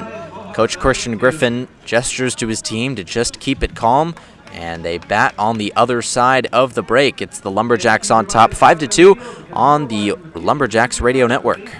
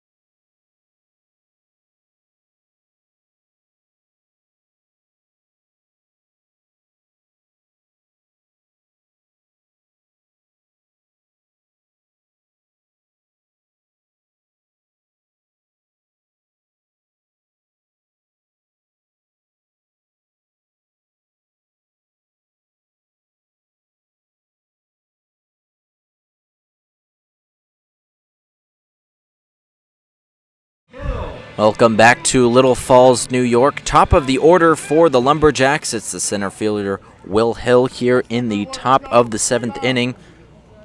Boonville still searching for their first PGCBL win this season. The only team so far that has not caught a victory. That one misses down low on Hill. 1-0 the count. It's Cal McBurney, the Brown University pitcher, out there for his 3rd inning of work, as this one fouled off the catcher's mask. 1-1 the count. Will Hill had offers from many Division I schools coming out of high school: TCU, Georgia, Tennessee, and ultimately went to the University of Texas, but almost quit baseball when he was just 10 years old, playing travel ball. As that offering up high, 2-1 the count. He was riding the bench on his travel baseball team and said practices felt like a chore for him, and his father, Willie Hill, had to talk him back into playing. He transferred travel ball teams, eventually started playing more, and then ended up going back to the travel ball team that he used to be on with a different coach, as he swings and misses on that one, 2-2. Fell back in love with the game before he started playing high school ball. Ended up playing 4 years of varsity, including his freshman year. Was a 4-year player and committed to UT Austin as a sophomore in high school. Ended up batting above 500 his senior year. And back in love with the game in Boonville. Chops this one to Colby at second. Throw over to first is just in time, and he sits Will Hill down. So 1 out in the inning. The leadoff man is down. And that takes Asher Friedman, the shortstop, up to the plate.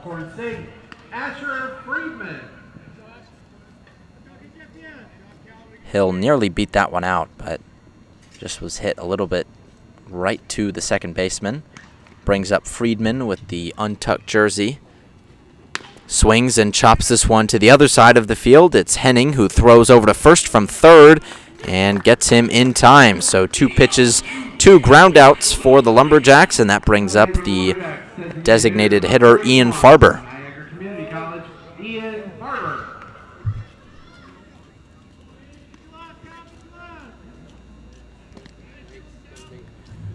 Farber has flown out twice and struck out once so far today.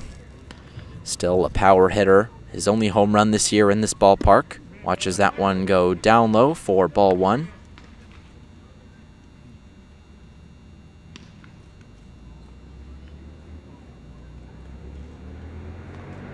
One and 0. Farber stands in from the right side and watches that one clip the zone. 1-1 the count now. Farber, another one of the Lumberjacks, taking the JUCO circuit out in Niagara County Community College. That's Division II JUCO. Swings and misses on that one. 1-2 the count. So far in the PGCBL this summer, batting .125, just one hit in 8 at-bats. That was the home run in this ballpark.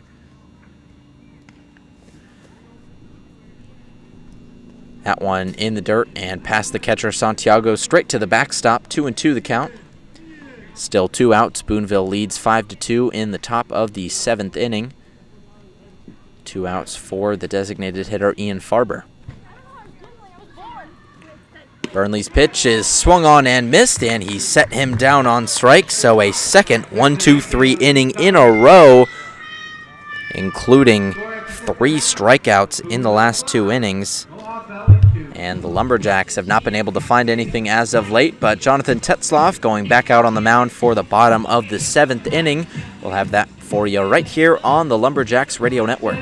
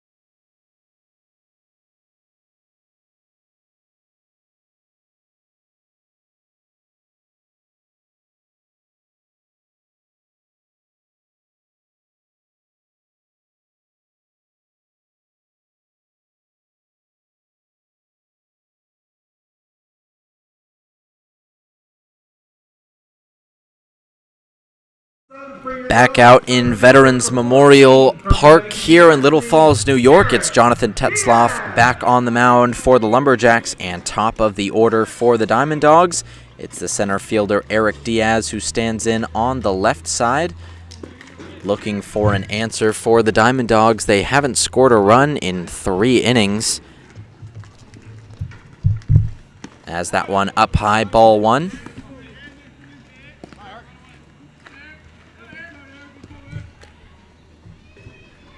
Diaz last night for the Diamond Dogs had 2 hits, a strikeout, and 3 walks. As that one up high as well. 2-0 the count.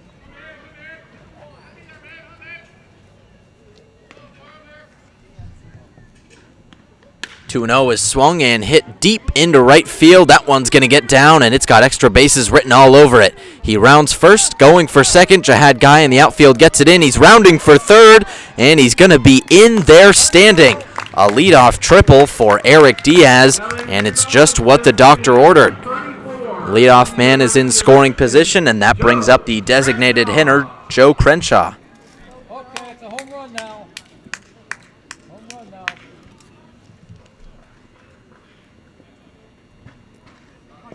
So that's Tetzloff's first hit allowed here tonight.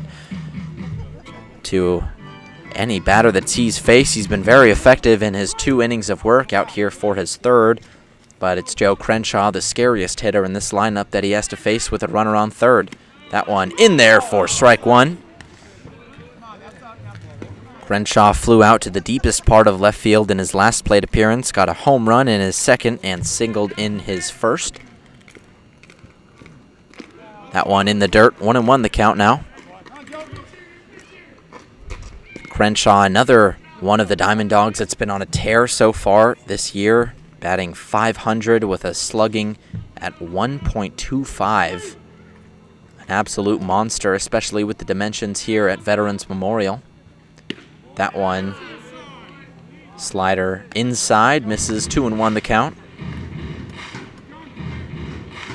Another player out of Atlanta, Georgia, and another freshman. The Diamond Dogs certainly hunt archetypes when recruiting. Swings and fouls this one back and out of play. 2-2 the count. Last night against Saugerties had 3 hits. 2 of them left the ballpark and 6 RBIs. Also had a walk to get on base. Crenshaw has been the boogeyman of the Diamond Dogs lineup for most of this season. And faces a 2-2 count here. That one inside just misses, and the count runs full. Last time out against Boonville, Crenshaw had an RBI single, was hit by a pitch and struck out. Much more productive here tonight. Here's the payoff pitch, swung on and fouled out of play. They'll do it again.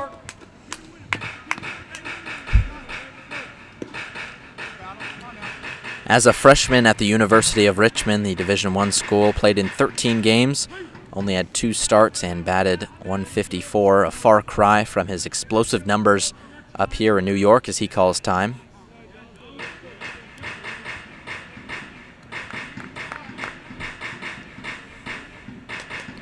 Also struck out 7 times at the University of Richmond. That hasn't been as much of an issue for him here, just 1 strikeout so far this season for Mohawk Valley. Umpire steps out and resets before the second payoff pitch from Tetzlaff. Still no outs in the bottom of the 7th. Runner on third. Here's the pitch. That one is outside. The catcher Bischoff had to slide on his knees to grab that one. And now there's runners on the corners. Still no outs. Brings up Byron Arias, the shortstop. So second walk of the day for Tetzlaff brings up the shortstop. The catcher Bischoff giving signals to his infield. Arias so far today has reached base twice with a single and a walk. Was a victim of a fielder's choice in his first plate appearance as that one clips the zone. 0-1 the count. We haven't seen a run scored in this game in over 3 innings, but the Diamond Dogs are knocking on the door. It's the lefty Arias who stands in. That one down low in the dirt. Bischoff protects it with his body and throws back to the pitcher.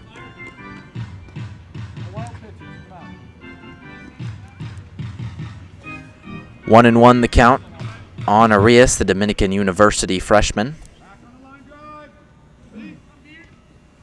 It's still Michael Clarkson in the bullpen for the Lumberjacks. He's been there for 3 innings now. Runner goes from second, swing and a miss. Throw over to second is past the shortstop, almost into center field, but a good backup by the second baseman. Swangam keeps it in the infield. Still a stolen base there from Joe Crenshaw, but no throw over to home. Eric Diaz was definitely thinking about going on that one, but did not, so the double play is now out of the question. No outs, runners on second and third, a 1-2 count on Byron Arias. Tetzlaff delivers. Swung on and hit high into right field. Jihad Guy is ranging in on it and makes the catch. The runner tags from third, but does not go. Originally took off towards home, but did not want to test the arm of Guy out in shallow right. And a much-needed out there for Jonathan Tetzlaff.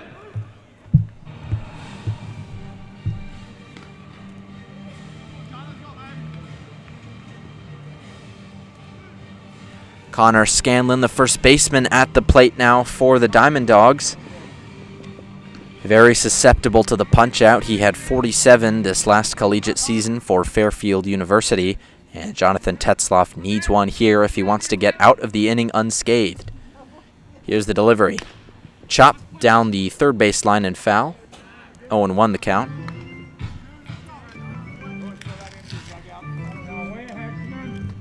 Tetzlaff so far has only given up 1 hit. That was the triple from center fielder Eric Diaz. 2 hits and 2 strikeouts as well in 2 1/3 innings of work. Here's the pitch. That one in there for strike 2. And Connor Scanlon quickly down 0-2 in this one. Scanlon had a homer last night against the Saugerties Stallions, but has not been able to recreate that here tonight. Pitch is chopped to the second baseman, Swangham, who can't get it in time. There's no throw, and a run will score. It's an RBI infield single for Connor Scanlon, his second single of the day. Now batting for your Dawgs, second baseman number 44 from Fairfield University, Nolan Colby. So Nolan Colby, the second baseman, steps in now. Colby has struck out twice today, but also singled in his second plate appearance. Would you like anything from the concession stand? Oh, I'm all right, thank you.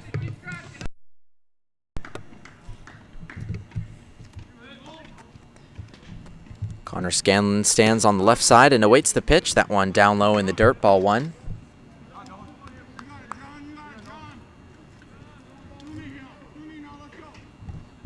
1-0 the count on the first baseman.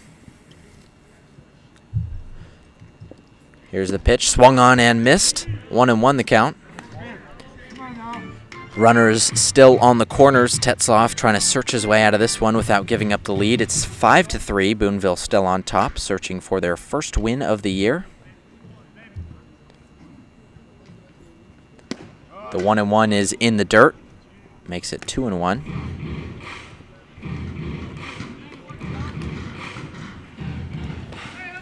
Scanlon, despite all the strikeouts, batted .249 at the Division I level, 52 hits, 15 of them for extra bases.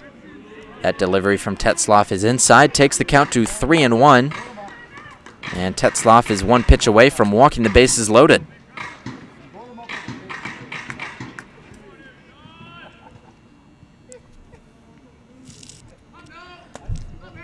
Here's the delivery.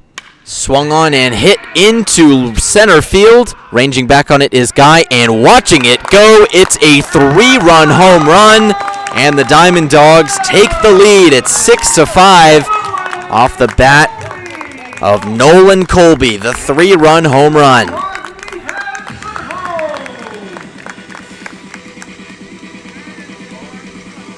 As for Colby, that's his first home run this summer. He had 5 in the collegiate season, and Tetzloff very disappointed with that one, screamed as that one left the yard. Left fielder number 19 from George Washington University, Freddie Freaker.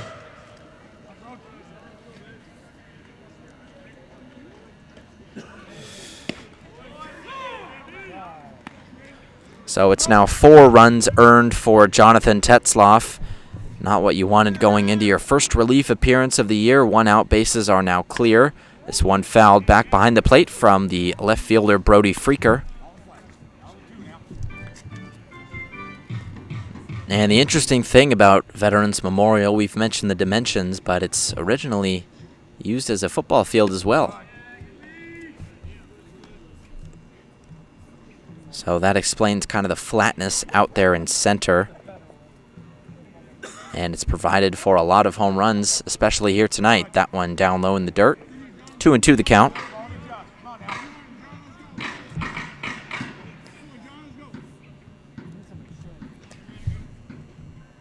The 2-2 delivery from Tetzloff. He gets the signal from his catcher, Bischoff. Here's the pitch. Swung on and fouled back and out of play. And the interesting thing about all the home runs being hit here is that there's only been 1 hit at Hanson Aggregates Field, where the Lumberjacks play all year. It wasn't even by a Lumberjacks player. It was a grand slam that Jonathan Tetzloff gave up, but not a lot of bombs on that side of things. This one fouled back and out of play once again. Count remains at 2-2.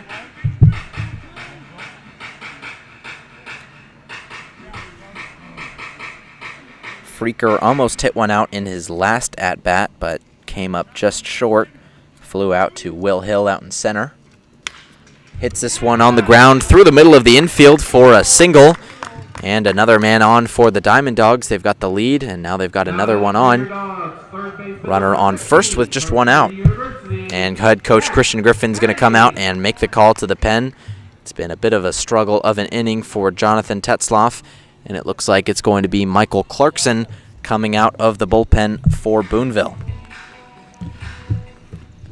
Jonathan Tetzloff's day is done. Final line for him is 2 1/3 innings, only giving up a couple hits, but they were costly ones, home runs, triples, 2 total hits given up for him on the day, but 4 earned runs, 2 walks, as well as 2 strikeouts, and a wild pitch. That ends the day for Tetzloff, and the call to the bullpen will be on the other side of the break. It'll be Michael Clarkson.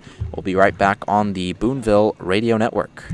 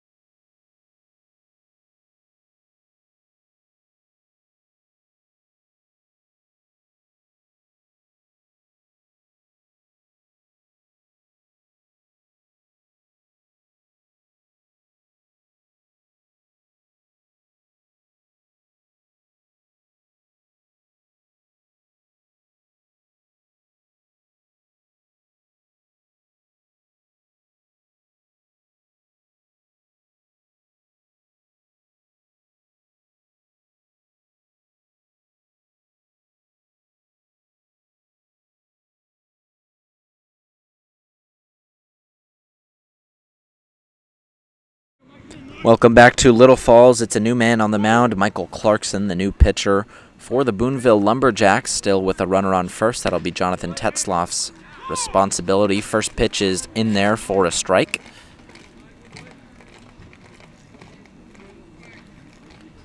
Clarkson didn't pitch at the JUCO level this year, but is known to have an arm coming out of high school, as that one is swing and a miss. 0-2 the count.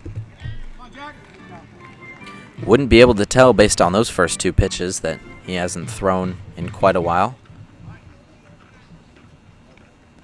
And a high leverage situation for him here. Bottom of the 7th, trying to protect and keep a 1-run deficit as he gets him swing and a miss on that one. Blew it right past him, and a 3-pitch strikeout for Michael Clarkson. So Henning down on 3 straight pitches. Swings and misses on the last 2 and sits him down. That brings up Jaden Santiago, the catcher out of San Diego.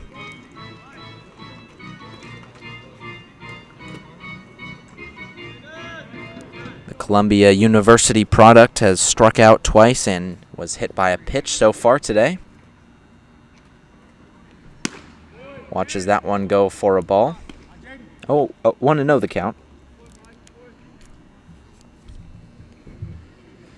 And Clarkson, even though technically not registered as a pitcher, he's been throwing gas. Some of the loudest pops of the glove that we've heard tonight have come from his fastball. That one misses down low. 2-0 the count.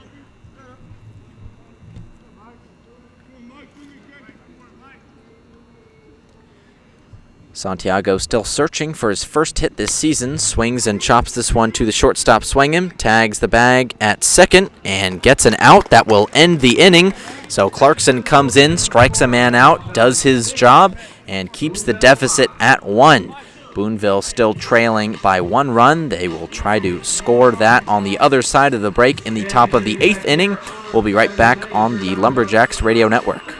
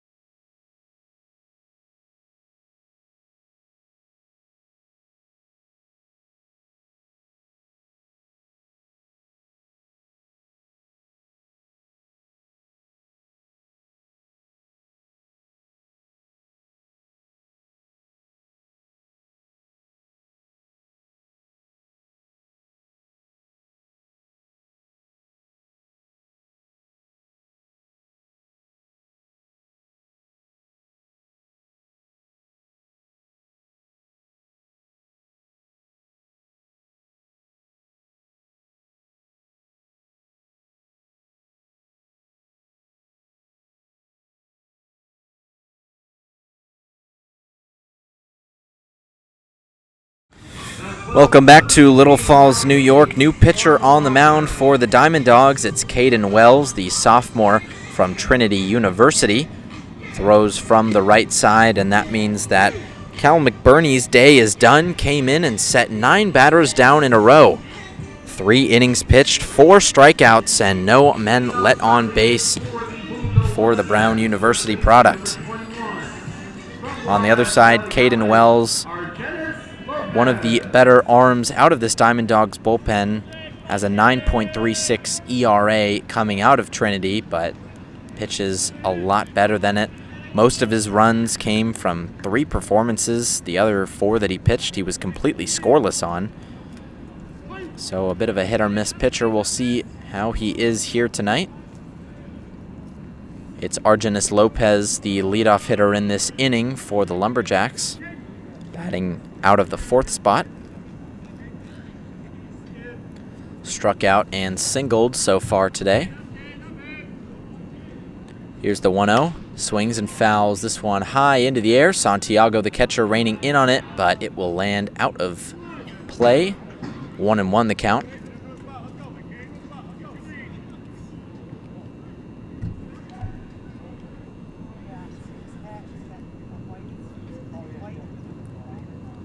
So Lopez, as the lights come on overhead here at Veterans Memorial Park. Batting .250 coming into this game, but with the single, average went up. That one down low in the dirt. 2-1 the count. In college, had over a 1.0 OPS in 41 games played for Wabash Valley College. Went to the JUCO World Series with them, and one of the most exciting prospects in this lineup. Swings and pops this one up to the infield. It's the first baseman, Scanlon, underneath it and grabs it in foul territory. So one quick out in this inning. That brings up Tanner Ferguson, the third baseman. Number 20 from the College of Mount Olive, Tanner Ferguson.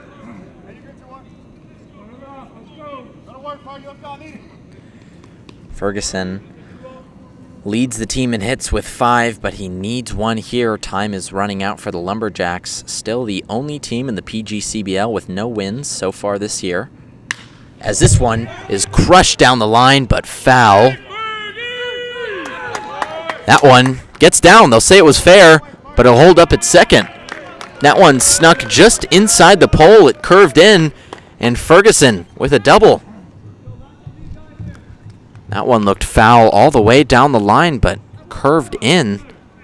And Ferguson's on second in scoring position with just 1 out. Fielder number 25 from the College of Mount Olive, Wyatt Lassiter. That brings up the left fielder, Wyatt Lassiter. So far today has walked twice and grounded out. He'll need to do something more here. Leads the team in at-bats so far this season.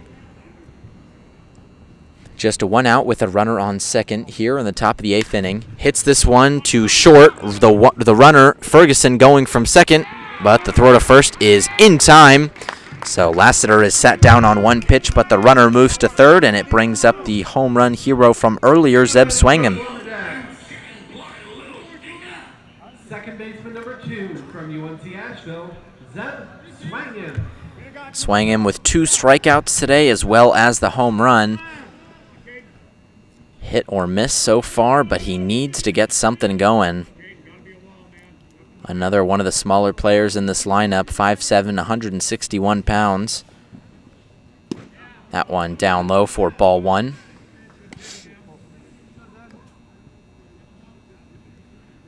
Lumberjacks desperately searching for that first win.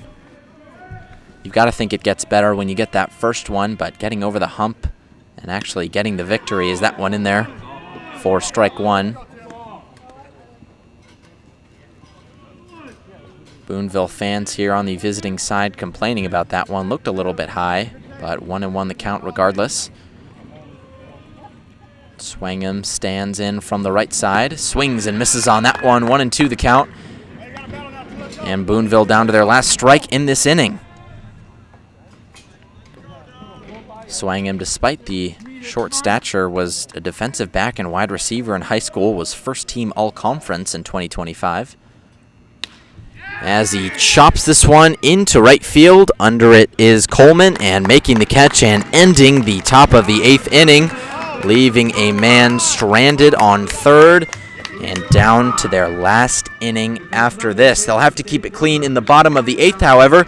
It's Clarkson back out on the mound for the Lumberjacks. We'll have that for you on the other side of the break. Boonville still trailing by 1. We'll be right back on the Lumberjacks Radio Network.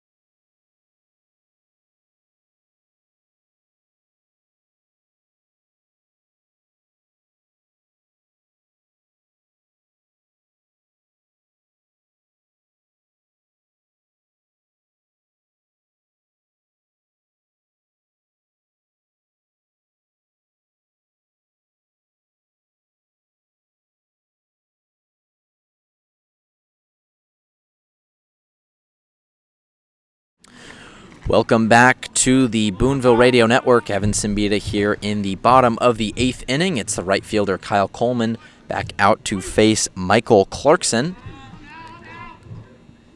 That one a little bit inside for ball 1. Clarkson kept it clean last inning. Only had to face 2 hitters, struck one of them out, and forced the other to ground out. This one swung and chopped way foul. Hit a long way, but not in play. 1-1 the count. Coleman hitting .500 coming into this game, but has not been able to get on base yet. 2 pop-outs and a fly-out represent his contributions today. That one up high for ball 2. 2-1 the count.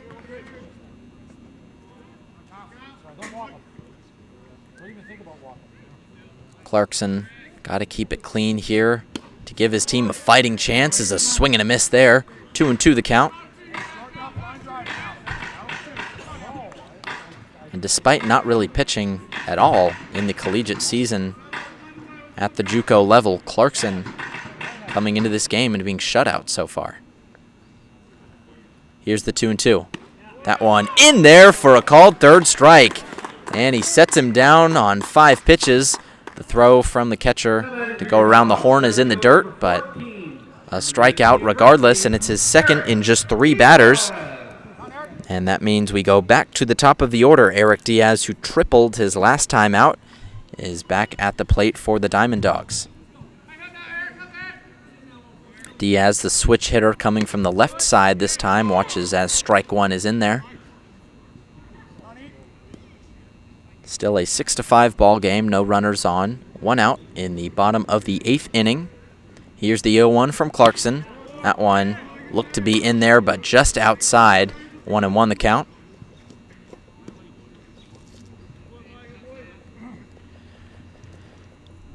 Diaz was an D2 East Region All-Defensive and All-American third team last season with Dominican University in Division II. Those awards have not been released yet for this season, but he built on his performance. That one in there for strike 2. 1-2 the count now on Diaz.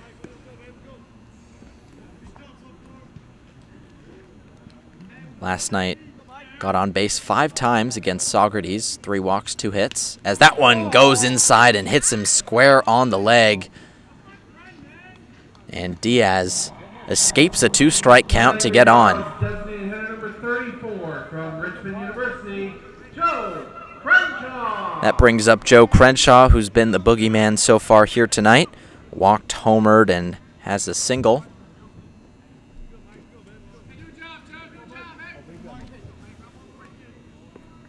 So Clarkson with a tall task right here. Crenshaw, the D1 catcher, had 2 homers last night and another one here in this ball game.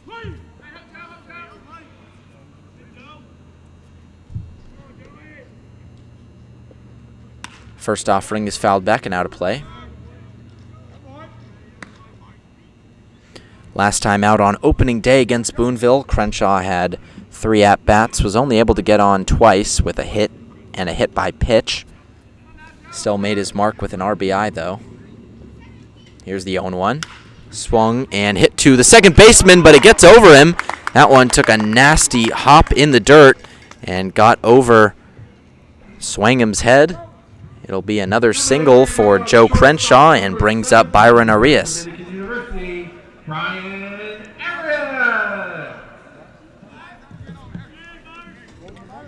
Arias flew out his last trip up, but walked and singled before that.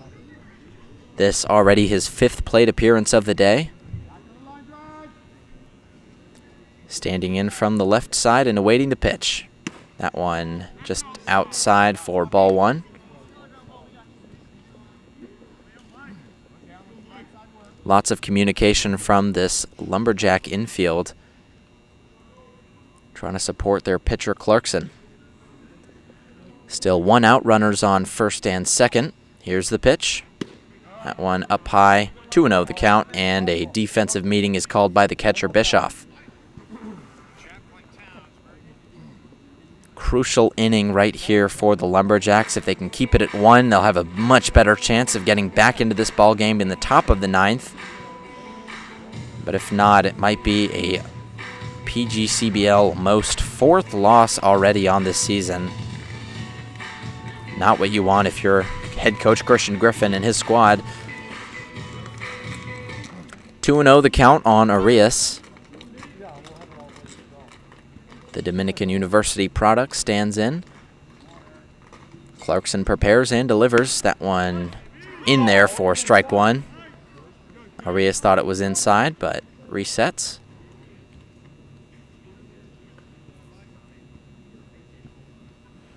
Last night against Saugerties, he had a homer of his own, also had a double for 4 RBIs. Swings and fouls this one back behind the plate. 2-2 the count. So far this PGCBL season, batting .444 with the Diamond Dogs in 18 at-bats. 2 doubles, a triple, and a home run to show for it. Here's the 2-2. Swung on and hit down the first base line. That one is going to roll foul, however. 2-2 still the count. 1 out, runners on first and second. Clarkson, the pitcher, trying to get out of this inning and send his men back up to plate.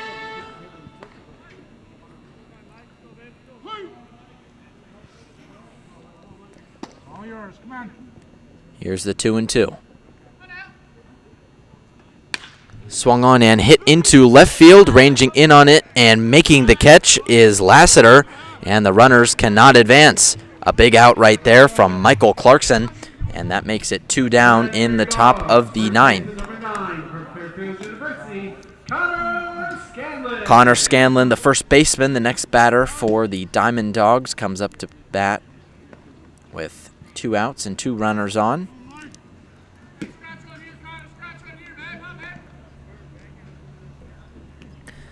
Has 2 singles so far today, as well as reaching on an error by the third baseman Ferguson. That one in there for strike 1. Scanlon with the RBI the last time out that would compound that lead and allow Mohawk Valley to take the lead. That one inside, 1-1 the count.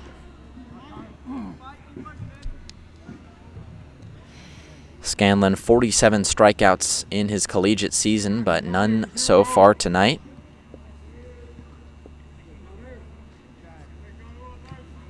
Swings and fouls it back, 1-2. Last night in his only at-bats for the Diamond Dogs so far this year, had a home run and a walk. That's been it so far for him outside of tonight. 1-2 the count.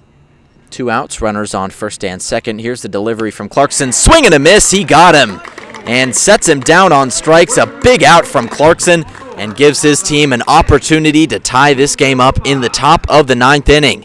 It's only a 1-run deficit. Boonville at the plate after this short break. It'll be Davon Abaga, Seth Bischoff, and Jihad Guy at the plate for the Lumberjacks to try to get something going. We'll be right back on the Lumberjacks Radio Network.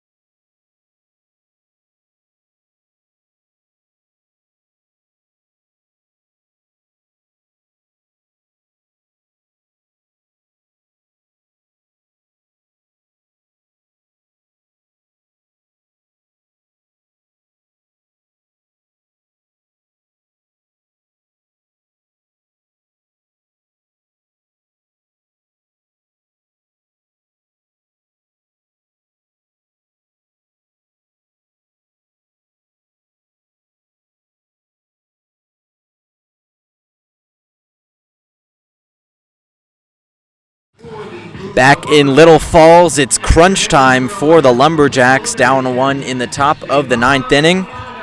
It's Caden Wells, the Trinity University pitcher, back out there to face the bottom 3 of the order, plus possibly more for the Lumberjacks. Wells kept it clean last inning, allowed a double, but that was it from the Lumberjacks. And it's Davon Abaga, the leadoff man for Boonville. Takes that one for strike 1.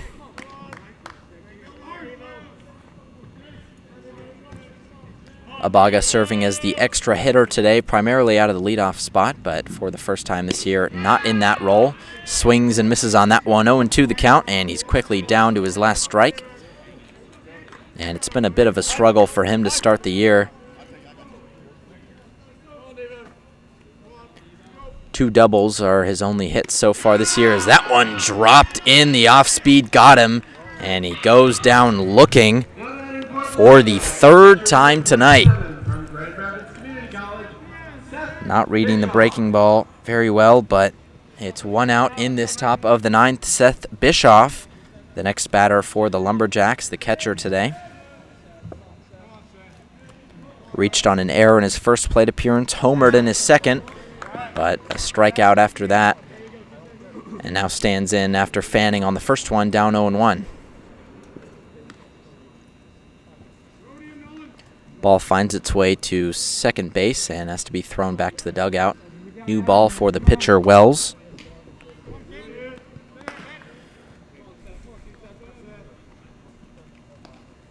Bischoff needs to get something going for the Lumberjacks. Swings and fouls that one back, and he's down 0-2 yet again.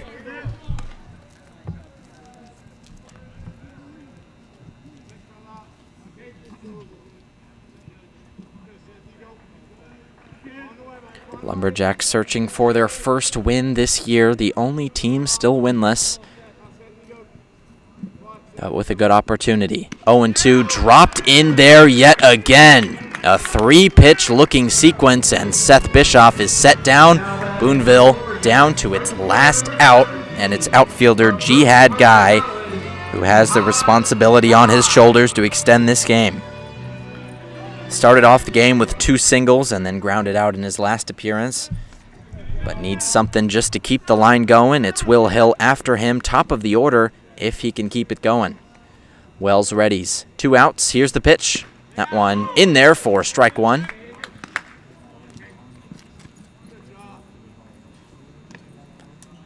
And the Lumberjacks have not been able to get anything going. This is their best chance so far this year at a win, as this one swung by Guy over the first baseman's head. Foul. 0-2 the count, and all of a sudden the Lumberjacks down to their last strike in this game.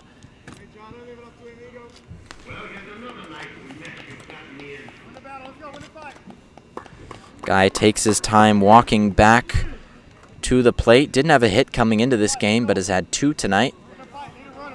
And just needs something on base, something to get the spark going for the Lumberjacks, or else they'll go down 0-4 to start the year. Here's the 0-2 pitch. That one down low, 1-2 the count. And you could feel the tension in the air here.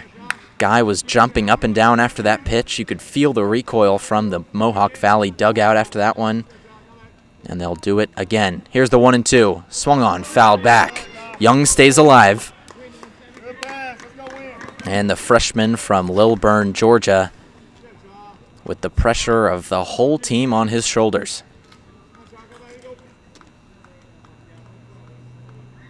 The 1-2. Swung on and hit to third, collected by Arias and thrown over in time, and that's the ball game. Boonville drops to 0-4 to start the season, still the only team without a win, and the frustrations continue from the Lumberjacks. Final score 6-5. The Lumberjacks lost the hit battle by just 1, lost the error battle by 1 as well, and just not good enough. Despite the homers from a couple of Lumberjacks players, it was Zeb Swangham and Seth Bischoff who left the yard, just was not enough. It was Jonathan Tetzloff who came in, allowed 4 runs, and ultimately that was the difference for the Lumberjacks in this one. Not good enough for the 4th time, and they will go back to face Utica on Saturday. That is the next game. It'll be an away game. We will not have a broadcast here on the YouTube, but that will be the next opportunity for the Lumberjacks to get a win. 6-5, your final score. Lumberjacks go down to 0-4 this year, and the frustration for Christian Griffin and his team continues. I'm Evan Simbita signing off here on the Lumberjacks Sports Network. We thank you for sticking with us, and we hope you enjoy the rest of your night. Signing off from Little Falls is Evan Simbita.